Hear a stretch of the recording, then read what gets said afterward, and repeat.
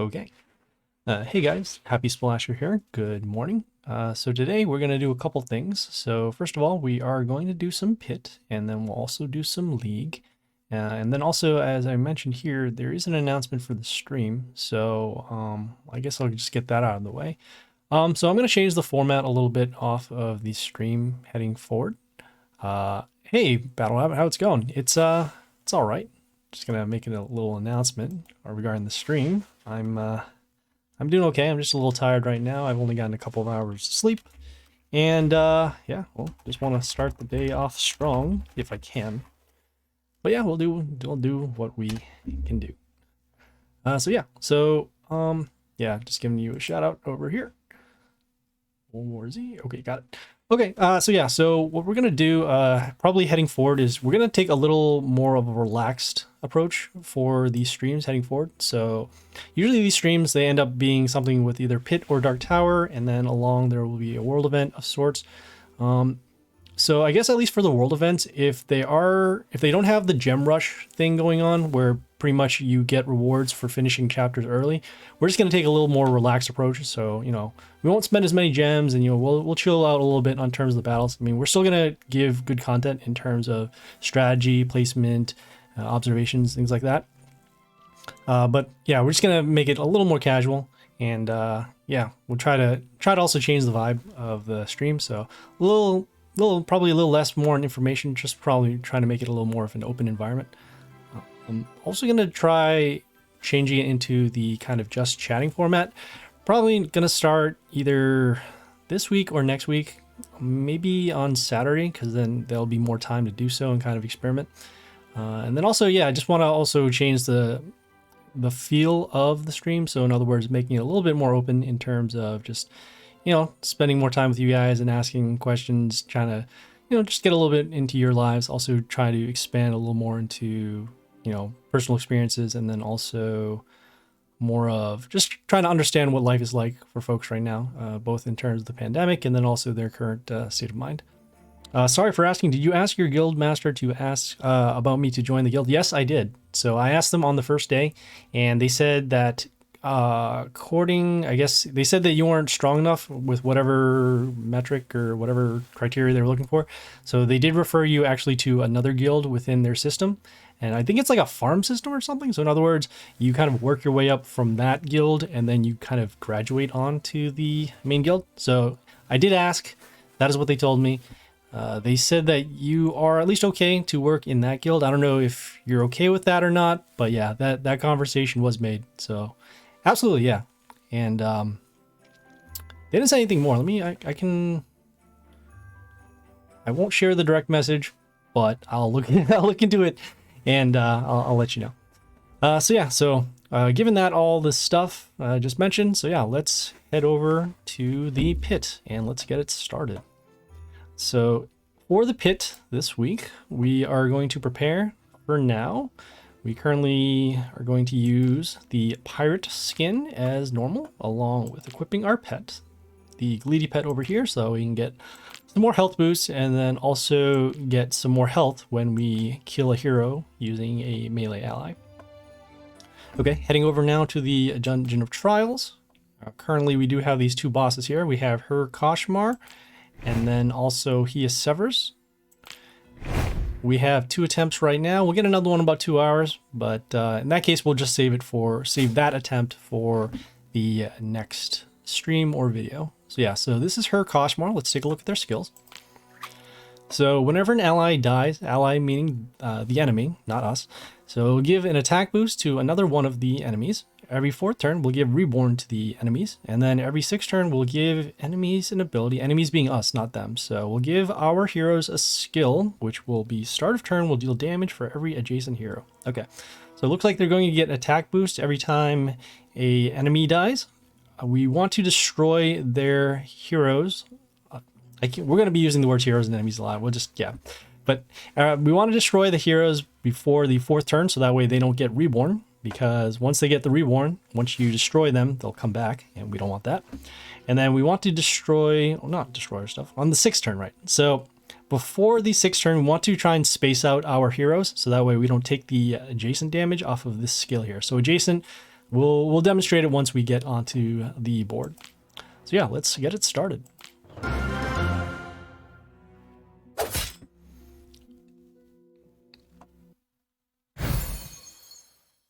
How was my high growth? High growth was, it was okay. I spent a little bit more on the main account to actually start leveling up some commons, and probably actually going to pivot over to leveling up rares and epics because of the Dark Tower results that we had.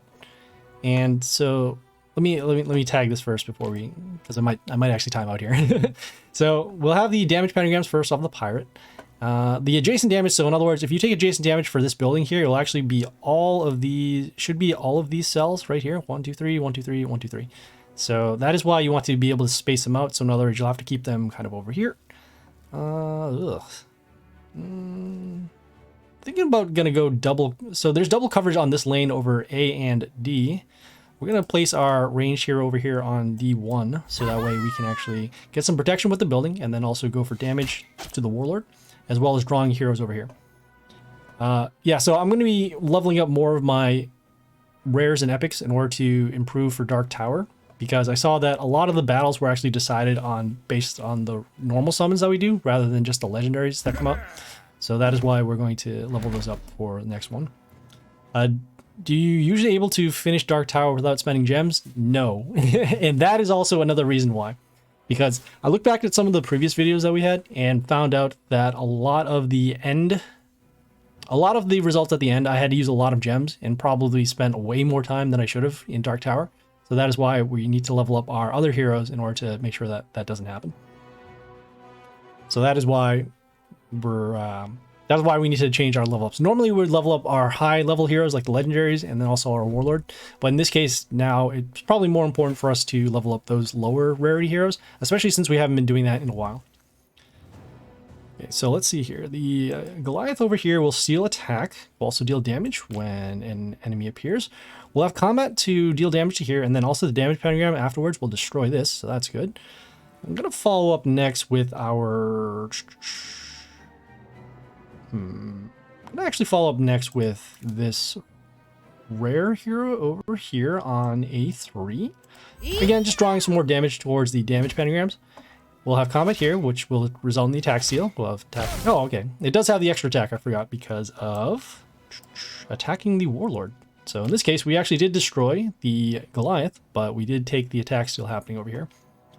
It's hard without legendary pets, which is boosting damage of your units.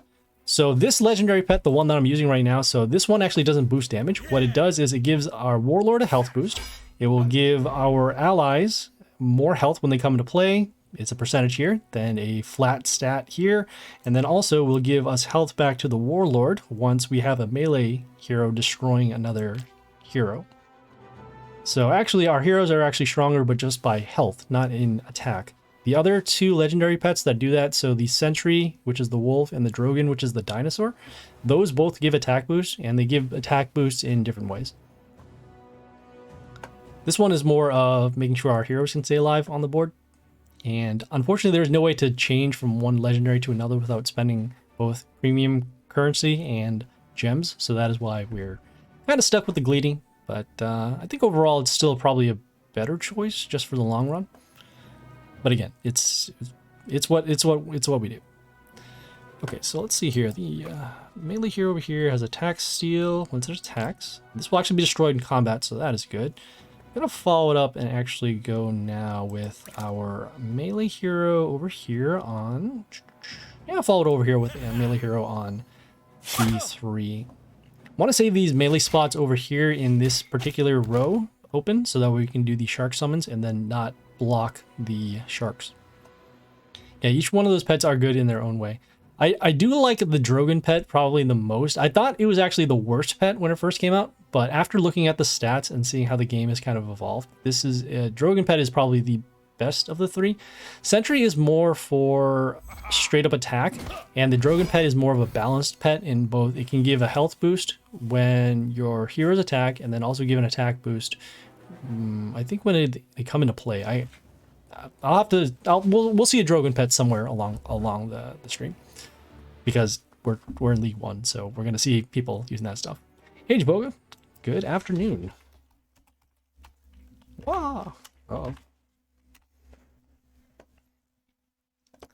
Okay. Let's take a look at this melee hero over here. So when it's attacked, it will give a skill that will deal damage to our enemy at the beginning. It also has reborn, so we do want to destroy. Also, you see here, the next turn, all of their heroes will get reborn, so we do want to destroy this hero before it gets that reborn again. So in this case, let's see. Do that. For combat. Okay, there is a chance we can destroy this hero. There is a clearer way for us to actually get rid of it, but it is pretty strong way to do it. So we're actually going to summon our epic over here on A1. When it comes into play, it will transform this hero into a box. Normally it's just a random enemy, but since it's the only one, it will actually transform. And so because it actually is a box instead of an enemy, it won't get the reborn. On top of that, it will be destroyed by the damage pentagram anyway, so that's cool. I'm able to finish Dark Tower without gems only because of Wolf. Drogon is the best in highest leagues. Yeah, especially too since that Drogon has that unique skill. So the one that deals damage whenever a male hero on your side destroys something. So there are actually a lot of male heroes that do trigger off that particular skill. Not just combat, but also with damage skills too. So for example, Freddy is a good one to do that. So Freddy comes into play, deals damage to all non-chaos heroes, and then you can destroy a building, or you can destroy your own heroes, and they will count as damage towards the warlord. So that's why it's pretty cool. For sentry, you can get there's a combo with grace. So grace itself gives an attack boost once it kills something, and then the sentry pet also gives an attack boost whenever a ranged ally kills something. So using those two together, you can get a very, very high attack boost. Yeah, Freddy is super nuts with Drogon. Yeah, I remember seeing Negate's video when he pretty much first turn summons the Freddy and deals 400 damage. I was like, whoa. Well, I guess your battles are way too easy. But yeah, I mean, we don't have that luxury, so we actually do have to go in battle. But, yeah, I mean, we use our tactics to get through. So let me see here. So this one here deals damage to a random enemy. It will be destroyed in combat, looks like. So we don't have to worry about that. We're going to continue and actually summon a hero to help block over here. In this case, we're going to be summoning this rare over here on a D3. Again, still want to leave these two melee spots open so that way we can do our sharks. Okay, also looks like we gave our hero over here a skill. So when it dies, it will heal adjacent allies for some health. Okay, so in this case, it will heal this particular area over here. So next turn, let's see, we'll get a skill on our heroes to get the damage for every adjacent hero. So in this case, for example, this hero here will take 30 damage because there's only one hero around. This one will take 30. This one won't take anything. Let's see, combat here. Yeah, this will be fun. So yeah, we can still hold off on the sharks. We'll actually summon the sharks after this skill, so that way we don't have our sharks marked for damage. So this one here. Vampirism and Vampire. Okay, attack boost. It'll still be destroyed. So what we can do, however, we'll just skip this turn, so that way we don't trigger an additional hero to be marked with that skill. So we'll do that. Gotta remember to hit the skip and not the surrender. Yeah, but at the same time, Negate spends a lot of money on donations. That is also true. For the most part, we have kept this account and the other account free to play. So again, it's more geared for everybody in general. All the stuff in the stream is relevant for gameplay. Of course, I mean, if you can spend more for stronger heroes or stronger warlords, pets, anything like that, you can do that too. It's not required, but I mean, at least it's accessible so that other people can do the same thing, right? It's not like, oh, okay, hey, look, I spent hundreds of dollars and now I can do this and nobody else can. Well, no, everybody can do the same stuff in the game, so that's why we're trying to we do it for the people, right? We're trying to make it as everyman as possible. All right, so let's see here. We have the melee hero here, has light. We'll give reborn to a chaos ally, but there's no more on the board. On the damage pentagram too. And let's see how many extra attacks we have. We have 4 extra attacks. Wow, okay. So in this case, as long as we protect the Mina over here, we're going to be dealing more damage over to the Herr Koshmar. Let's see. Yeah, we can protect this hero, that's fine. We'll summon this melee hero over here on a 3. Has some low attack. Oh, this one has low attack too. Might as well actually get rid of this one, actually. This one also has flight too, and we'll give, ooh, whenever our warlord is attacked, we'll give an attack boost to the heroes in the line. Also, we have some block. Oh, it's not too bad.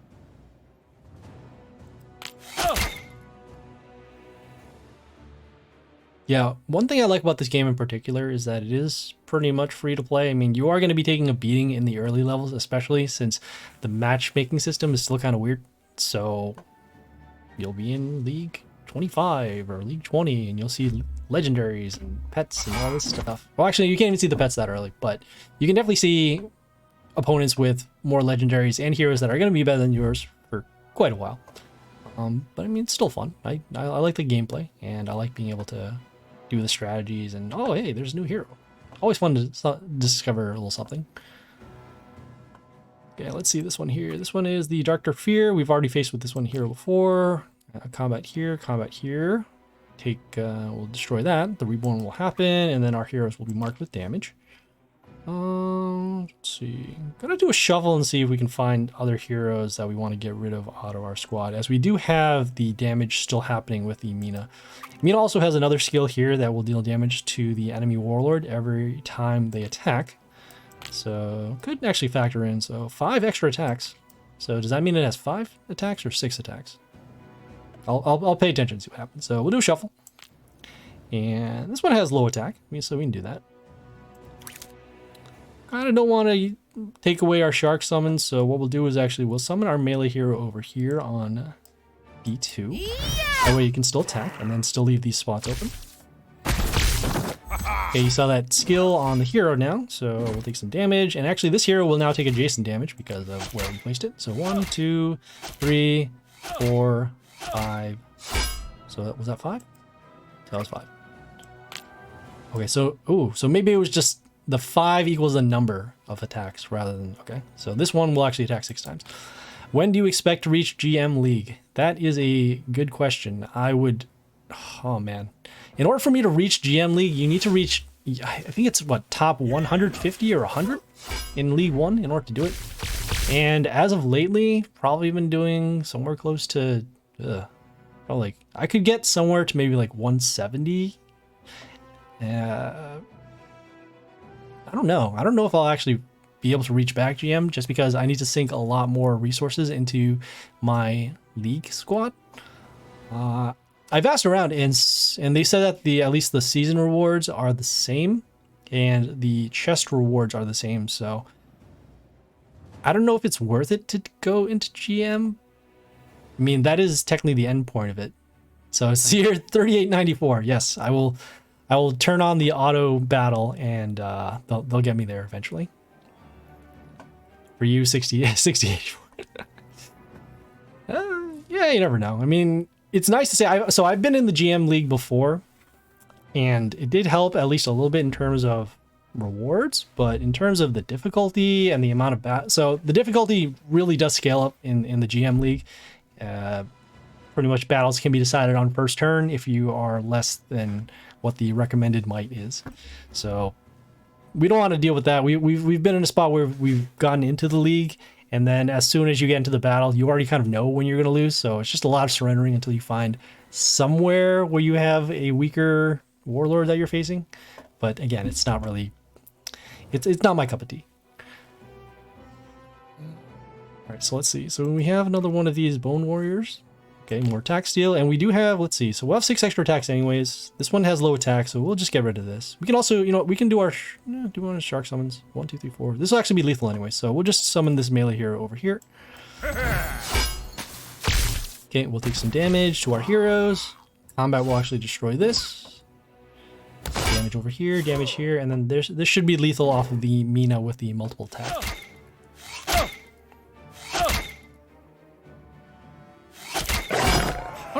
Well, there you go. That wasn't so bad. We also did use some of our higher rarity heroes. So before we would usually save our commons and we would start using our commons and our rares to get rid of them out of our squad. We're still doing that now, but as you can see at this point, we want to keep on pace with the amount of pit attempts that we have, so that is why we're doing that. So, okay. Looks like we got some epic Red Woman, got some epic Morgenstern. Not too bad. Morgenstern's hard to level up just because there's not too many events with him. And then also the epic Mad Genius, so that's cool. Can put some levels into him after I reborn him, so that's cool. Okay, so now we're on the other boss that we can do. We are on Hius Severus. Let's take a look at their skills. Okay, so whenever any hero appears, we'll deal damage to our warlord. Okay, every third turn we'll summon a bogey. I think it deals damage to our heroes, other stuff. I know there's two types of bogeys in this particular battle. Although they might be end up doing the same thing anyways. So we have on the third turn we'll summon a bogey, and on the seventh turn we'll summon two of the bogeys. Okay. So for this battle, because we're going to be taking damage whenever a hero appears, so that means on both their side and our side.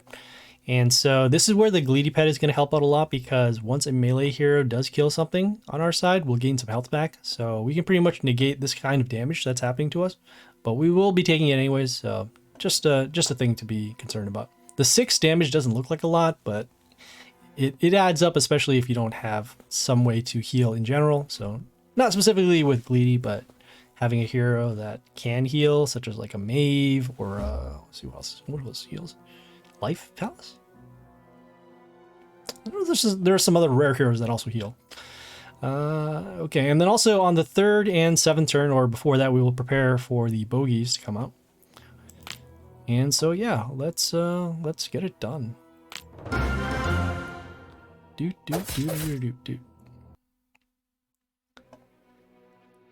Okay, let's start with the damage pentagrams first. Okay, we have double coverage over here on lane D, and we have some pentagrams over here too, so it's not too bad.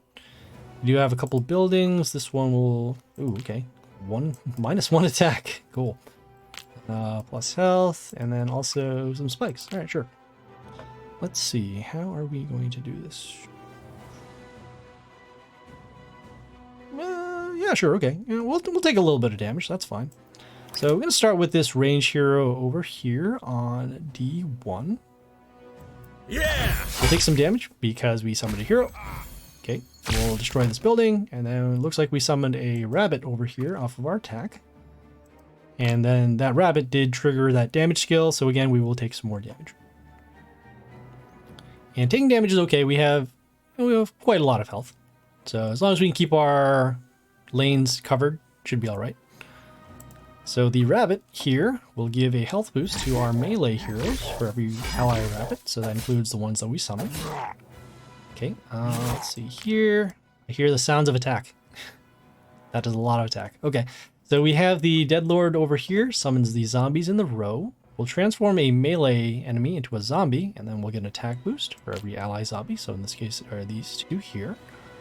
We'll get some more summons, so that is good. It is also on a damage pentagram too, as we do have that double coverage from the beginning. Pretty good solution over here. Let's see, combat, and damage. Oh yeah, this will be good.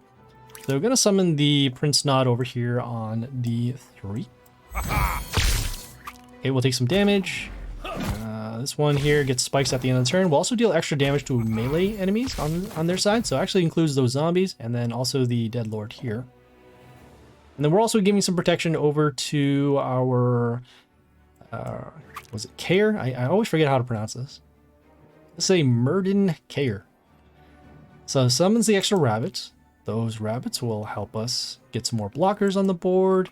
And then also we'll give a health boost to this hero for every nature ally that appears. So in this case, these rabbits do count as nature heroes. Oh, that's sad. Okay, so we have this hero here. When it dies, it deals damage to enemies in the line. So in this case, we'll lose our summoner over here. This hero will actually still be alive though, which is cool. And probably going to continue summoning nature heroes, so that way we can keep this hero alive. Next turn, we will see that bogey, and probably hold off on our shark summons until we figure out what that bogey does.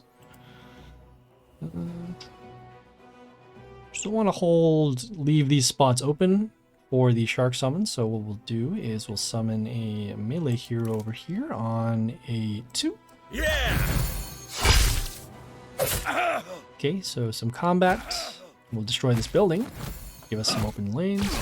Okay, we'll take some damage, and these heroes will be destroyed. And then some more damage. Looks like we did heal at some point from a melee kill. And then we had the bogey, which came out, landed on a damage pentagram, and then left. So, looks like it doesn't have reborn, so that is good. We take a little bit of damage. Yeah, sorry. Okay, we also just had a range hero that attacked our Prince Nod, and then it was destroyed by the spikes. And then because the Prince Nod spikes did destroy a hero, it does count as a melee kill, so that is why we got some health back. Alright, so once again, we are going to leave 2 melee spots open so that we can do our sharks. In this case, let's see, flash over there. I'll summon this melee hero over here on D3. Yeah! Okay, we'll take some damage, which is fine.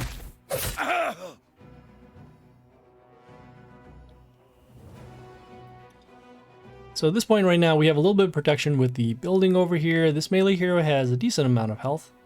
And we can take some damage over here. We'll have other heroes to back up, so should be alright. Okay, so this hero here, the Dr. Fear, has that damage skill to our heroes. Also has Reborn. It is on a damage pentagram, so once again, we just need to destroy it once, so that way it can be destroyed again. So in this case, we'll summon our melee hero over here on D3. Okay, it has some attack steal. Maybe wrong. So we attacked, destroyed the hero, got some health back, and then the damage pentagram did destroy it. So once again, another clear board. Okay, next turn we'll see a bogey again, and we'll focus and see where what the bogey has in terms of stats, so that way we can prepare for the other ones.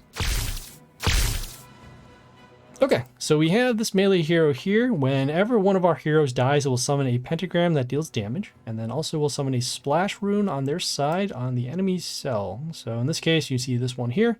It can't be summoned on other cells that have things already on them. So in other words, this attack pentagram or these other runes. So, I mean, they are limited by it. Splash could help out, but we don't have too many heroes that need to worry about that. I guess we could take the splash damage over here, and that would be bad, but again, not too much of an issue. So we do want to deal extra damage over to this hero because it is on the damage pentagram to have it destroyed. So we'll do a shuffle. Oh, we can deal damage that way. Okay, that's cool. That's not too bad. This one is going to take some damage at the beginning of the turn. So in this case, we'll summon this melee hero over here on D2. When it comes into play, deals damage to a random enemy, which in this case is this melee hero here. Okay. Oh, here's a bogey. I'll make sure we capture it. So when it comes into play, it deals damage to all heroes except Chaos. Okay, got it. So in this case, for this particular battle, if we can summon Chaos heroes, that would help out because then we can get around the bogey damage. And I thought they would have Reborn, but it doesn't look like it. So you just got to kill them once and then also have Chaos heroes. Okay, we have another Deadlord coming again. As you saw, we did take some extra damage because of each zombie summon. Okay, we had our melee hero then transform from the Deadlord over here. Okay, and then next turn, we will see 2 bogeys come out. So we can wait one more turn for when those bogeys do come out, and then we'll do our shark summons. We don't have any Chaos heroes, so we will be taking some damage. Combat here and do another transform. That's not too bad. Yeah, sure. Okay, so in this case, we're going to summon this melee hero over here on D3. It does have Mental Shield, which will actually stop the combat damage, but then it will actually force this hero to be transformed. Which in this case is okay. Oh, now, okay, well, with the bogey now dealing damage, it broke our Mental Shield, so this will just be destroyed in combat. Oof.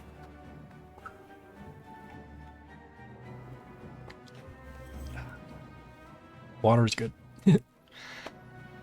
Okay, so we have the 2 bogeys coming out. One of them did destroy some of our heroes. Also, it was destroyed by the damage pentagram. Okay, we have the Storm Rage. This one deals the damage to enemies in the line. Again, we can still hold off on our shark summons. We'll wait until the Storm Rage is destroyed because it will deal damage to our heroes. So we don't want to trade off on that. Let's see, combat over here. block over there. Okay. In this case, we're going to summon our building over here on C3. Just to get rid of it out of our inventory. Okay, we'll have the turn passed, so that way we can deal the damage pentagrams to destroy these two heroes. Are you American Chinese or sorry for such a question? No, I am American Chinese. I was born here in America. I'm a Chinese person. That is an okay question. I don't think there's. I mean, there could be offensive things with that, but no, I am Chinese American. Yes. But good question. Oh, nice. Your wife is Chinese. Oh, great. Hooray. I didn't know you had a wife. That's cool. Does she play Mighty Party too? If not, that's cool. And if so, that's also cool. Okay, we have this range hero over here. Let's see. It summons a Rotter whenever we attack any enemy. Okay. And we'll summon on a ally melee cell. So in this case, we'll actually summon one Rotter somewhere here. Oh, I want this one destroyed too. And then when the Rotters attack, this will get an attack boost too. I really do want to do these shark summons, but it's just so, because with these bogeys still coming out. Okay, we'll wait one more turn. I keep on saying that, but they will definitely come out. So in this case, we're going to summon this melee hero here with the low attack, but with very high health. Summon it over here on a 3. Is that enough for damage? That should be enough for combat. Combat plus the damage pentagram should be enough to destroy this. So 97, so that's good. Okay, we have these Rotters coming out. These Rotters do come out and they do trigger off that damage skill. Yes, already 6 years of relationship and can finally speak some Chinese. Okay. What kind of Chinese dialect is it? Is it Mandarin, Cantonese, Toisanese? I know there's ones like Fuzhou.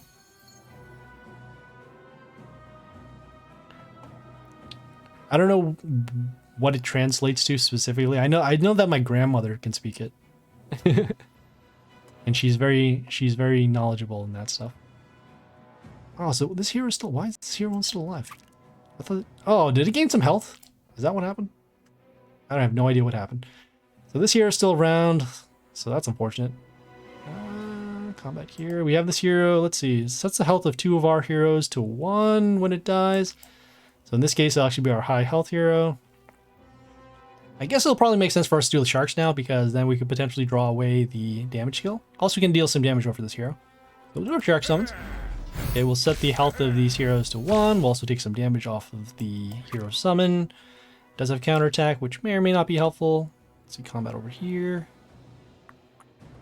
Let's see. Yeah, we can summon this melee hero over. What would make more sense? Well, summon the melee hero over here on C2, just to get rid of it out of our squad. So we'll have some combat over here. Combat here. You can see those Rotters still coming out, dealing some damage to us. They all die. Damage here. Oh, looks like the skill. Oh, this is not a damage pentagram. That's what happened. That's why he's not taking damage. Okay, that makes a lot of sense. She's from Shenzhen, Guangdong, and speaks both Cantonese and Mandarin, but I can only speak. I have no idea what that. I cannot. So my Chinese reading skills are very poor. I can understand most of it if somebody says it to me, but I can't write it and I can't read it. Very conversational in my Chinese skills. But that's cool, man. Picking up extra languages is super cool. Other people are doing that too in the pandemic. So I know that my cousin's also learning multiple languages. I know a former coworker who's also learning multiple languages. And yeah, it's a different set of challenges. It also opens you up to the rest of the world, which is super cool. I know that I remember a long time ago when we were little kids, when we learned new languages, the first things we would always learn are curse words, and that was a fun but not productive use of our time. So when we learn new languages, we try to learn more useful stuff and more funny stuff. Like I learned, I always try to learn where's the bathroom, and I cannot speak this language. So in other words, let's say for example, if I'm learning French, I'll try to learn the French phrase for I don't know French. All right, so we have this one here. This one has the damage again. Okay, we're gonna summon our range hero to actually destroy this now, because we can't let the extra rotters come in and still start dealing damage. Yeah. We'll summon the range hero over here on A1. I guess we could have summoned the melee hero too. That would have made a little more sense. Either one's fine. At least now we can actually place a little more heroes on this lane for damage. All right, so we have the Dr. Fear coming back off of the Reborn. It will be destroyed by the damage pentagram next turn, so don't have to worry about that. We did get rid of our sharks, fortunately or unfortunately. Ooh, okay. We have the range hero here. Vampirism, okay, got it. And then also gives an attack boost to enemies in the line. Summon our melee hero over here on a 3 to actually get rid of this. We will see a bogey come out next turn, so we'll take a little bit of damage. Heroes do have pretty high health, so that's good. This one here, what does our building do? Didn't really take a look at it. It gives blocks to our melee heroes. Okay, and then also heals allies with block for 5 health. That 5 health could actually help out a lot against those bogeys. And then, yeah, they can stay alive for quite some turns. This one here, ooh. So even if our building is destroyed, this hero will actually have some protection. Okay, we have the Deadlord once again. You can see that this is starting to add up. Let's see, combat here. It is not on a damage pentagram. It is hard to see from where all the heroes are. So in this case, it's 1, 2, 3, 4, and 5. Okay, so we need to just deal normal damage to destroy this. What does this hero do? This one, oh, it destroys all runes and pentagrams on our side. We'll also get an attack boost for every empty ally. So, well, we could actually get rid of these damage pentagrams. That's not too bad. And it has some decent health. So what we'll do is we'll summon this range hero over here on A3, or A1 rather. We'll take some damage. We'll have combat over here. Okay, we'll remove those damage pentagrams on our side, and then as you can see, we get an attack boost for every time we have a blank cell on our side. So we'll look to get another range hero to actually deal damage to the Deadlord, and then we don't have to worry so much about these heroes. This building is taking care of this hero, and then this hero has low attack, so don't have to worry about that. Okay. So another Storm Rage. It will be destroyed by the damage pentagram, and then we'll actually destroy this. Combat here. Want to have enough damage to actually destroy this. So what is that? That's I do the math. 110? Yeah, 110. So don't have anything for it. Guess we can do a shuffle to go through. Also give us some protection too. This one here, well, I guess it will still get transformed. But that's it. Transform actually isn't too bad. This hero does have high health. See bogeys over there. Oh, we can actually get around the 2 bogeys for next turn because of the chaos hero here. So we'll summon this melee hero over here on A3. Take some damage. This hero here has vampirism, so deal a little bit of extra damage. Okay, some more health boost, or attack boost again. More bogeys coming out, some more damage. Damage. And see, the Storm Rage skill did go off, and because of that, our heroes were destroyed here. Just thought of it too, since the bogeys look like the bogeys themselves are melee heroes, and because of that, eventually, if all their melee spots are blocked, as you can kind of see here with the Deadlords, if all their melee spots are blocked, their bogeys can't come out. So you could potentially just not attack their heroes and then force them to miss on the bogey summons, but you'd still have to take damage off the summons that they'll still have, such as range heroes, and then also you still have to go through them in order to deal damage to the Warlord. They're just kind of brainstorming another way to get through this if we have to deal with that. All right, so we'll have some more bogeys. Let's see, combat here. We'll destroy that. This one's not bad. So we'll summon this range hero over here on A2. Yeah. Summons a puppet. You can see here. And that puppet will remove negative effects and also deal damage to the enemy that attacks it. Okay, so we saw another bogey. At least these heroes are chaos, so they won't take the extra damage. Damage over here. Not sure if we want to use the Legion next turn. I mean, it does have high health, and we'll actually get extra attack off of this order hero attacking. So that could help. Yeah, if we can, we'll try and summon this Legion. Okay, let's see. Combat. 1, 2. Yeah, sure, why not? We're gonna go with the Legion summon. So combat here will destroy the Bogey. Combat here will destroy the Deadlord. These two over here. Yeah, we'll go for the Legion over here. So Legion over here on D3. Reason why on the bottom is not only because of the damage pentagram, but also because of the extra attacks. And so if we have the Legion on the bottom, we'll allow for more spaces for the order heroes to attack, and then resulting in more damage to the Warlord. Another cool thing too is that because this hero is summoning those Rotters, and those Rotters will die on the beginning of the next turn, we'll give an attack boost to our heroes. So in this case, you see right now, our ranged order hero does have a lot of attack. And then also our Legion has a lot of attack. The attack boost over here. Some health boost too, which still relevant, So if we can get some more order heroes on the board, we'll be able to attack for a lot of damage. And at the very least, we can at least give them some health boost so they can take damage from the Bogey summons. Okay, we have another one of those Demon Rippers, which will set the health of our heroes to 1. Probably not going to attack it, so that way we can still attack with these heroes. Let's see, combat. Do want to get rid of this out of our squad, but it's probably a little more important that we go for damage. So what we'll do is we'll do another shuffle, see if we can find an order hero. This is order. Yeah, that works. Combat here.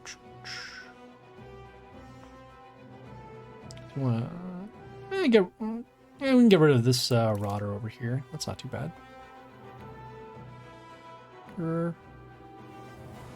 No, this is blocking other heroes from coming into play. So in this case, we'll summon the melee hero over here on A3. Comes into play and has Mental Shield. We have negative attack to 1 hero. Okay, we'll have some combat over there. Okay, some more Rotters blocking. Okay, and some more damage over to the Warlord. As we are destroying a Rotter, it does count as a hero, as a boost.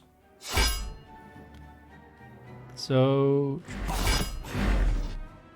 I was thinking maybe it makes more sense to get rid of these melee heroes, so that way the Rotters don't come and block us. But at this point now, since the damage pentagram did destroy that hero, so we're not going to see any more of those Rotters come into play. And so we'll have some more spaces to actually be able to attack. Oh, that's no good. Will it be worth it to destroy this? So we have this melee hero here. It does have that flight, so it'll actually prevent the Legion from attacking again. We have 600 damage over here. That's not too bad. Have this range hero can deal damage to the range hero here, but then it could potentially destroy this hero, and we don't want the health of this to be set to 1. Although I guess it's going to go off next turn, so... Could also just silence this and just run it over, but I do want to save the group for actually another battle. So... probably going to do one more shuffle again. This hero can actually stay alive from the damage over here. So we'll do one more shuffle. And looks like we do have a range hero this time, so that's good. Oh, we can get around the Bogey. That'll be cool. Okay, so in this case, we'll summon this range hero here on D1. We'll summon a Rotter in front of itself, so another blocker. Okay, and then we'll actually miss over here for the combat because of the flight. We'll have combat over here, destroying that. Pentagram, we'll have a Bogey coming out. Deal some damage. Hero is destroyed here, and hero is destroyed here. Looks like the skill for the Demon Ripper did not hit our Legion, so it's still alive. Just our range hero here with 1 health off of the 609 attack. But the key thing was keeping the Legion alive, which we did do. Okay. Alright. Let's Let's see here, another Dr. Fear. Let's see, one, we'll have, how many extra attacks we'll have? Oh, it doesn't tell you. It's not, because it's not the same every turn. So in this case, we have 2 order heroes over here. They'll take, the 800, oh, 950. Okay, we do have some sudden deaths too. Probably going to use this turn to get rid of some low level heroes.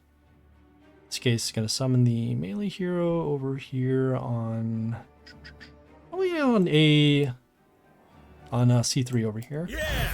We do have the zombie blocking this other zombie. So in this case, only one of them can attack as opposed to the 2 open spots. And, oh, we might actually have a lethal now just because of the number of attacks. So 1, 2, 3 over here. Okay. That's fine. Yeah, next turn we're going to have lethal anyways.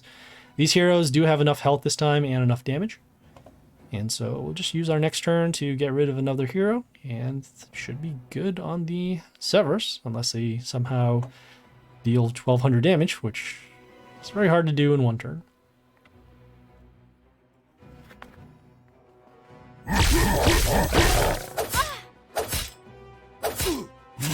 Oh, well, there's the Deadlord. Deadlord transforming our Legion, so now it is gone. Combat here. Combat will destroy this zombie. Combat will deal damage, and then we'll have lethal over here. So we'll do, let's see. Does that make sense? Let's see if we can actually sneak a little bit more damage over here to the Warlock. I don't know how specifically the copper coins bonus, not the double copper coins, but just the amount of copper coins you get off of dealing damage over to the Warlord. So we're going to overflow on damage. I just wonder if perhaps getting it down to that number will be good. So 60 will be for that. I'm going to summon this melee hero just to get rid of our squad. So combat will happen here. We'll take some damage off of the hero summon, get some health back, range damage here, and then the extra 700 damage over the Warlord. So yeah, that was Hius Severus over there. Normally we do save this boss for the world event just because of the legendary rewards that it gets.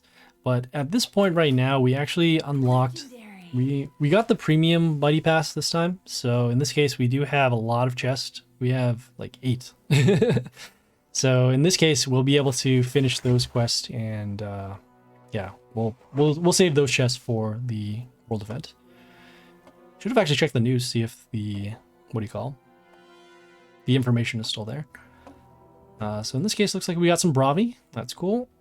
Not really a hero that we use, but it's still nice to have in our collection. Okay, so we'll have the next 2 bosses for tomorrow. We'll have those offline. And in this case, this will be the Nor Heavenclaw and Calamity Jane. Let's see how many more bosses we have left for the week. So Lady Moonlight, Tempest Feud. Oh, okay. Oh, 4 more bosses for the week. That's cool. But yeah, we've been using roughly 1 attempt on average per boss. Might extend to 3 or 4, especially since the Lady Moonlight. I know Lady Moonlight has that nasty skill here. Has these Nightfalls. It also has Shamunas as bosses. Or heroes that they use. So just a little preview of that next couple of bosses. We'll see the Lady Moonlight show up on Friday. And we'll take a swing and see if we can clear her out then. Okay, so that was Pits. Gonna head over now to the League. And before that, just gonna set up our squad. See here, okay, so we're switching over to the Geisha. Then also equipping our pet as normal. So this is our current League squad. Gonna experiment with the League over the next couple of weeks, just for variety, seeing if we can use some different squads. If you guys have any suggestions on what kind of squad you'd like to see, let me know, and we can experiment in terms of making different squads, in terms of tactics, anything cool you want to see happen, and yeah, we'll try and do some damage in League. But yeah, let's head over to League now. We currently have we have 1, 2, 3, 4, 5. Okay, yeah, we got a legendary chest yesterday. I remember that. So it looks like we only have 5 spots this time. we are saving these legendary chests for the world events. I know we just mentioned about the mighty pass with the extra chest, but still need to get rid of these spots too, just so that we can get some more sparks or runes for the event. So yeah, so we have 5 battles. Let's see what we can do.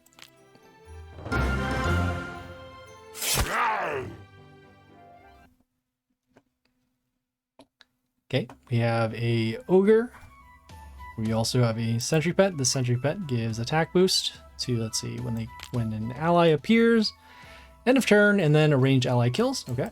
You can take a look at their squad by clicking on their name. And what does their squad look like? Okay, so let us see. So it is a mostly order squad. Has an Angelia for some mental shield and damage. We have a Strik with damage to all heroes. We have an Arthur, which does freeze. Okay, we have Masuras. Okay, so mostly the standard strong heroes that you'll expect in the higher leagues. Yoster 2, yeah, this is gonna be pretty rough. Okay, and they start with Yoster first turn. Great. All right, so the Yoster does a health boost at the end of the turn for every female on both sides of the board. Also deals damage at the beginning.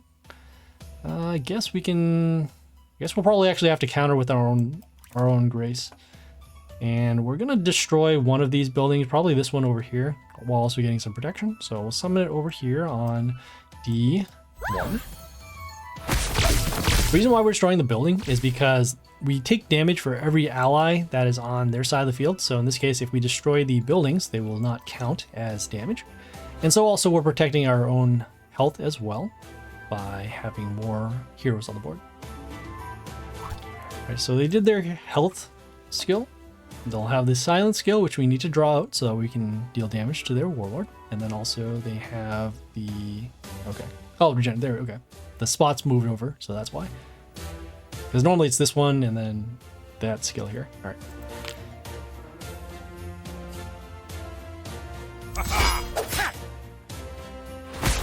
That is bizarre. So they summoned the Arthur Frostblade, but they did it without the extra building that they get behind itself. So because of that, they're actually not going to get a charge, and they're also not going to get the extra free skill that the Arthur has. We'll get a health boost to allies in the line though, so in this case the heroes here are a little stronger. Could we potentially go for lethal next turn? 1, 2, 3, 4, 3. Yeah, I could try it, I guess. Alright, gonna go with the vampire. This will count as a blocker on the lanes, which in this case, not anything over here. Let's see. I'm gonna go next with the Grace over... okay, so they don't have... oh, wait, they don't have Strik. No, they do have Strik, but they don't have things like Groot. Alright, so in this case, we're gonna summon the Grace over here on A1. Deal some damage over to the Warlord. We'll also have some random damage to the heroes. Damage here, and then the health boost will happen. As this hero is a female, it will count towards more health for our heroes. We're also potentially setting up for a lethal next turn if we can actually destroy 7 heroes. We have 3 here, and I guess that'll probably be it because our heroes and our buildings are getting a health boost. Oh, but we are setting up for a board wipe, so that's something. Uh-oh, that's 1, 2, 3.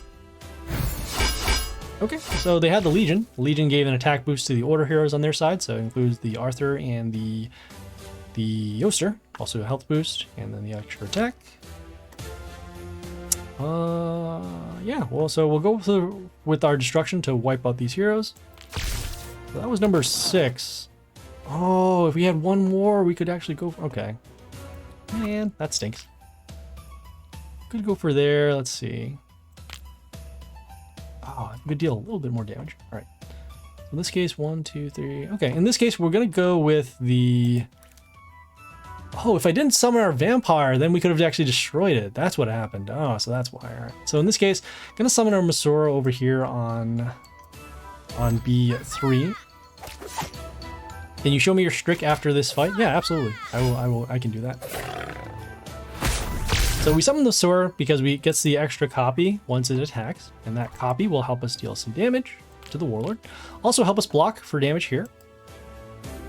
The only thing that can wipe out our board at this point will be a Strik. All of their other heroes are pretty slow in terms of board wipes. They do have the Angelia for damage. I guess they could do Grace too. That would be bad. Oh, they have their own Masaurs. Yeah, that's another thing. So in this case, we see the Masauras over here with combat. You can see 3 copies. Okay. So let's see. Combat here. Combat will destroy that. Combat. Oh, we can't destroy this in combat. Combat over there. Oh, man. So yeah, that extra kill really did matter. Wow. All right. So let's see. Combat. We can go for the... we do need to get rid of this copy here. So we'll summon the York over here on B2 rather. Probably going to be losing this one just because we left a couple of Masauras left on the field.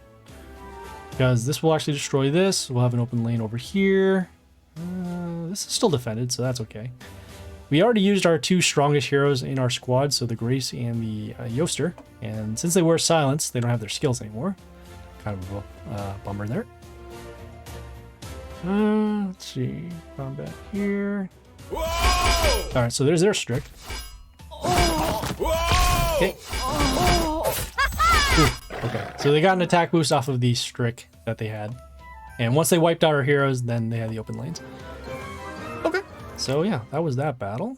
That was unfortunate. If we did have that, if we didn't actually do our vampire to try and block, what we could have done is we would have taken the extra damage. We would have the vampire on the field the next turn after the board wipe, and then we would summon the Strik to destroy our vampire, and then we would have had the 7 extra kills. Or 7 heroes resulting in the 7 extra attacks. So, okay, yeah, so let's show that Strik that Battle Rabbit was asking about. Let's see, which one is it?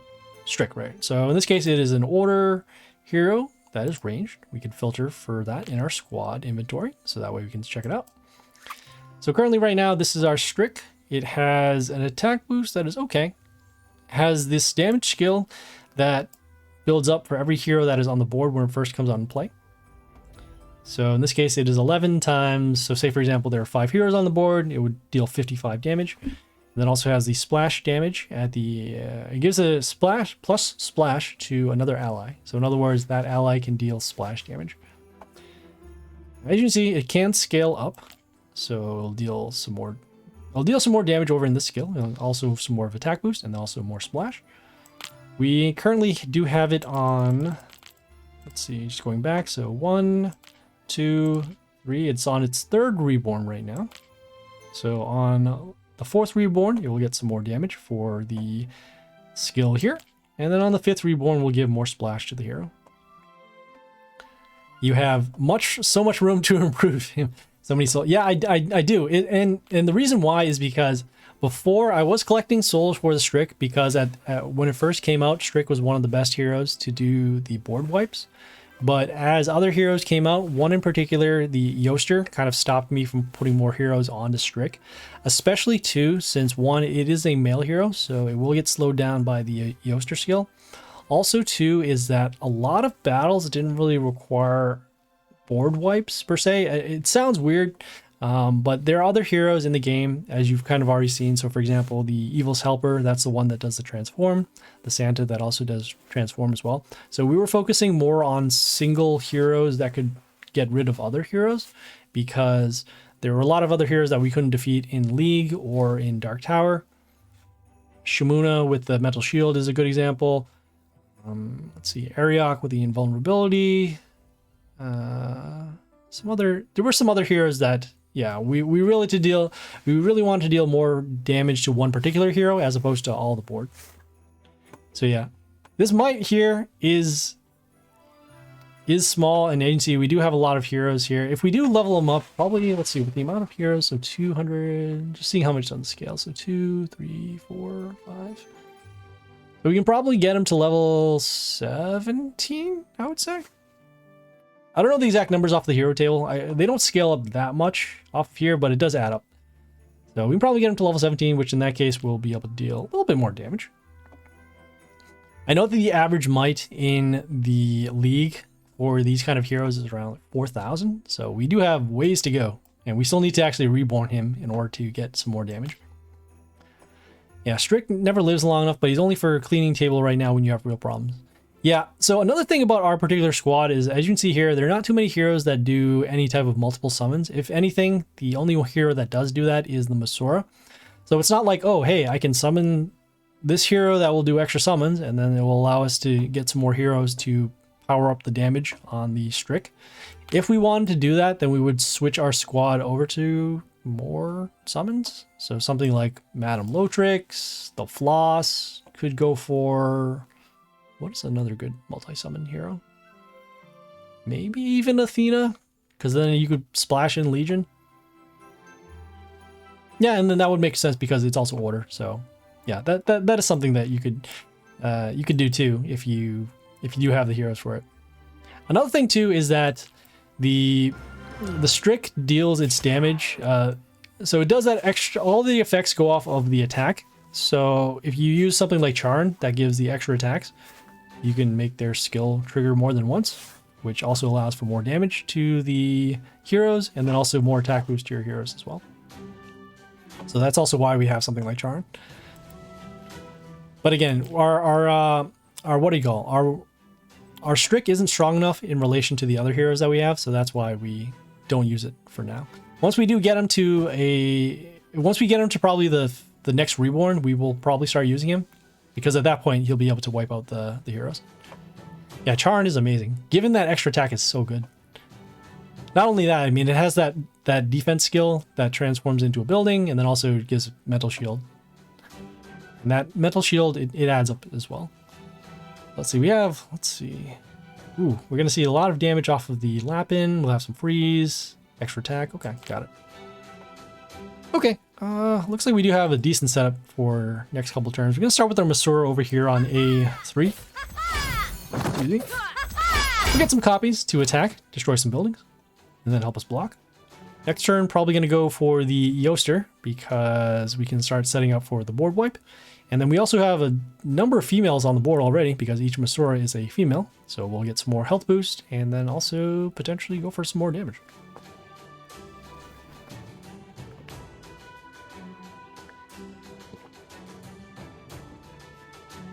Yeah. The versatility on having that extra attack is so huge. Because it triggers off extra skills, it triggers off extra damage. It just makes battles a lot quicker. Okay, so let's see what we have. We have the Deadlord over here. You can see very large might. Also, these very large zombies. At some point, we will get the Deadlord over to these stats, so that way we can have our own summons over here. All right, did transform one of our Masura copies. See here. Not sure if we're gonna have enough for lethal, even if we do our thing. Oh, hey, we have the Shaolin, so that'll help us out. How about here?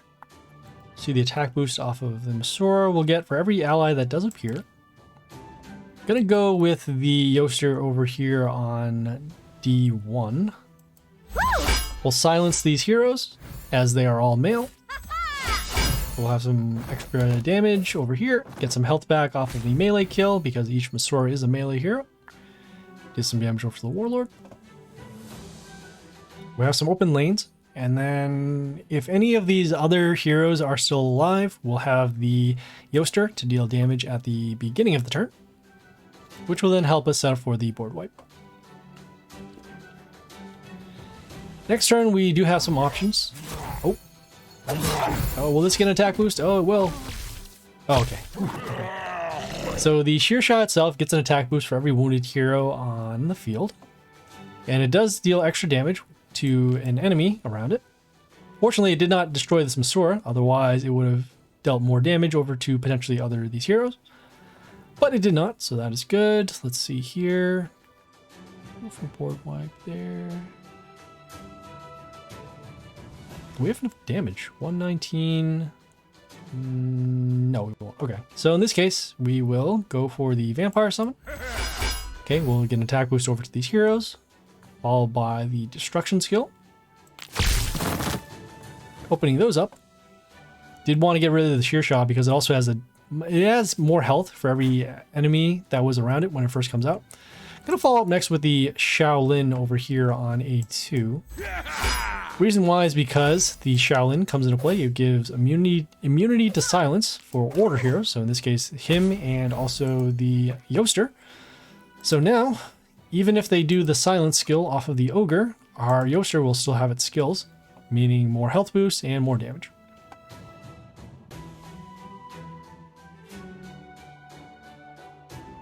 So also too, we do want to draw out that silence because if they don't do the silence, the Masora will still have the attack boost and then also the extra copy skill. Okay, we'll have some damage in the beginning. Seeing if we have enough for that. Okay, gonna summon our Grace over here on A1. Give an attack boost over here. We'll have the random damage over to this hero. Okay, we have the attack boost given to the Masoras. Combat here. And we're pretty close to lethal right now. If they do the silence, it will only hit these heroes, and we'll still have our Yoster for damage. So here's the silence. And I know that they can't do the stones until turn 5 at the very beginning. So in this case, probably should be lethal here. Or they can just give up. Good stuff.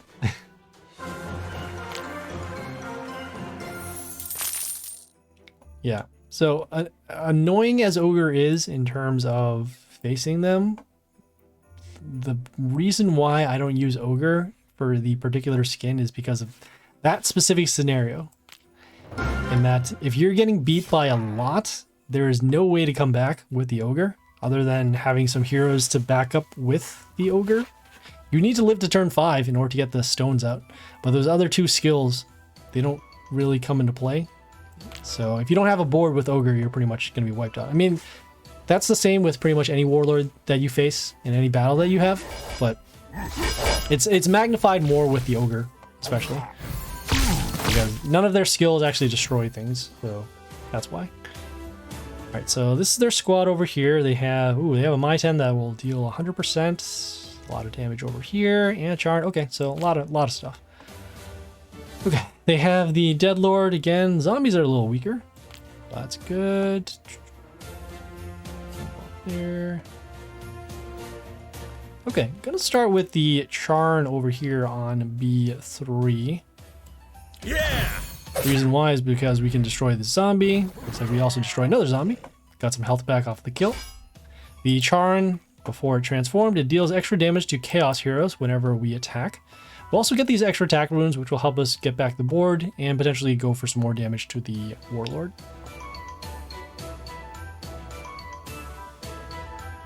Ooh.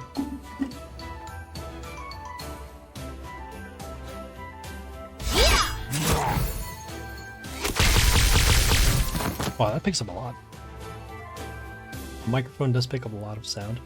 I'm gonna put that on my notes and yeah, get that fixed. Okay, so let's see here. Could do that, could do that. Okay, the Grace over here will be doing some random damage to our heroes. So was that 25 times 7? That's one. What's that math here? That's 175. Wow. We could use our own Grace to actually deal some damage. So yeah, actually, we're gonna summon our vampire too. See if we can get some protection. In this case we do, so that's good. We'll also be able to use the vampire to deal damage to this building. And oh, we're gonna need more of the damage to actually destroy these heroes. So 160 here. Could take the chance that our random damage does destroy this, but that we need 8 combat over here. Yeah, we'll take the chance. We do need to protect our Grace if this fails. Yeah. So we'll summon in the Grace on the extra attack rune.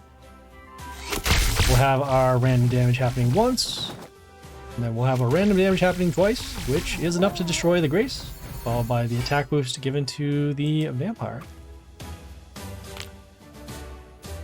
Okay, we also did destroy some heroes, so those will count towards the last skill for the Grace. Hopefully it does stay alive, so we can go for combat damage.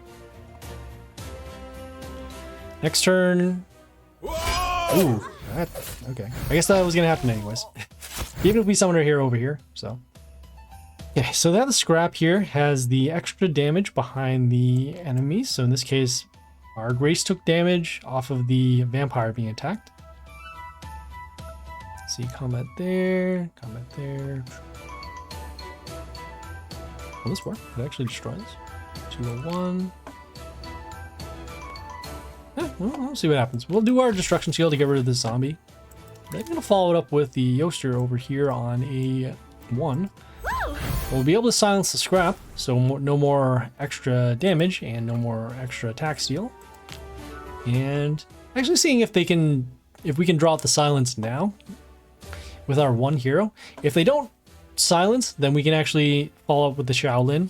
And if they do silence, we can follow up with probably the Discordia. But in this case, we will go for the Shaolin. Gonna place the Shaolin over here on a 3. Give some protection over to the Yoster.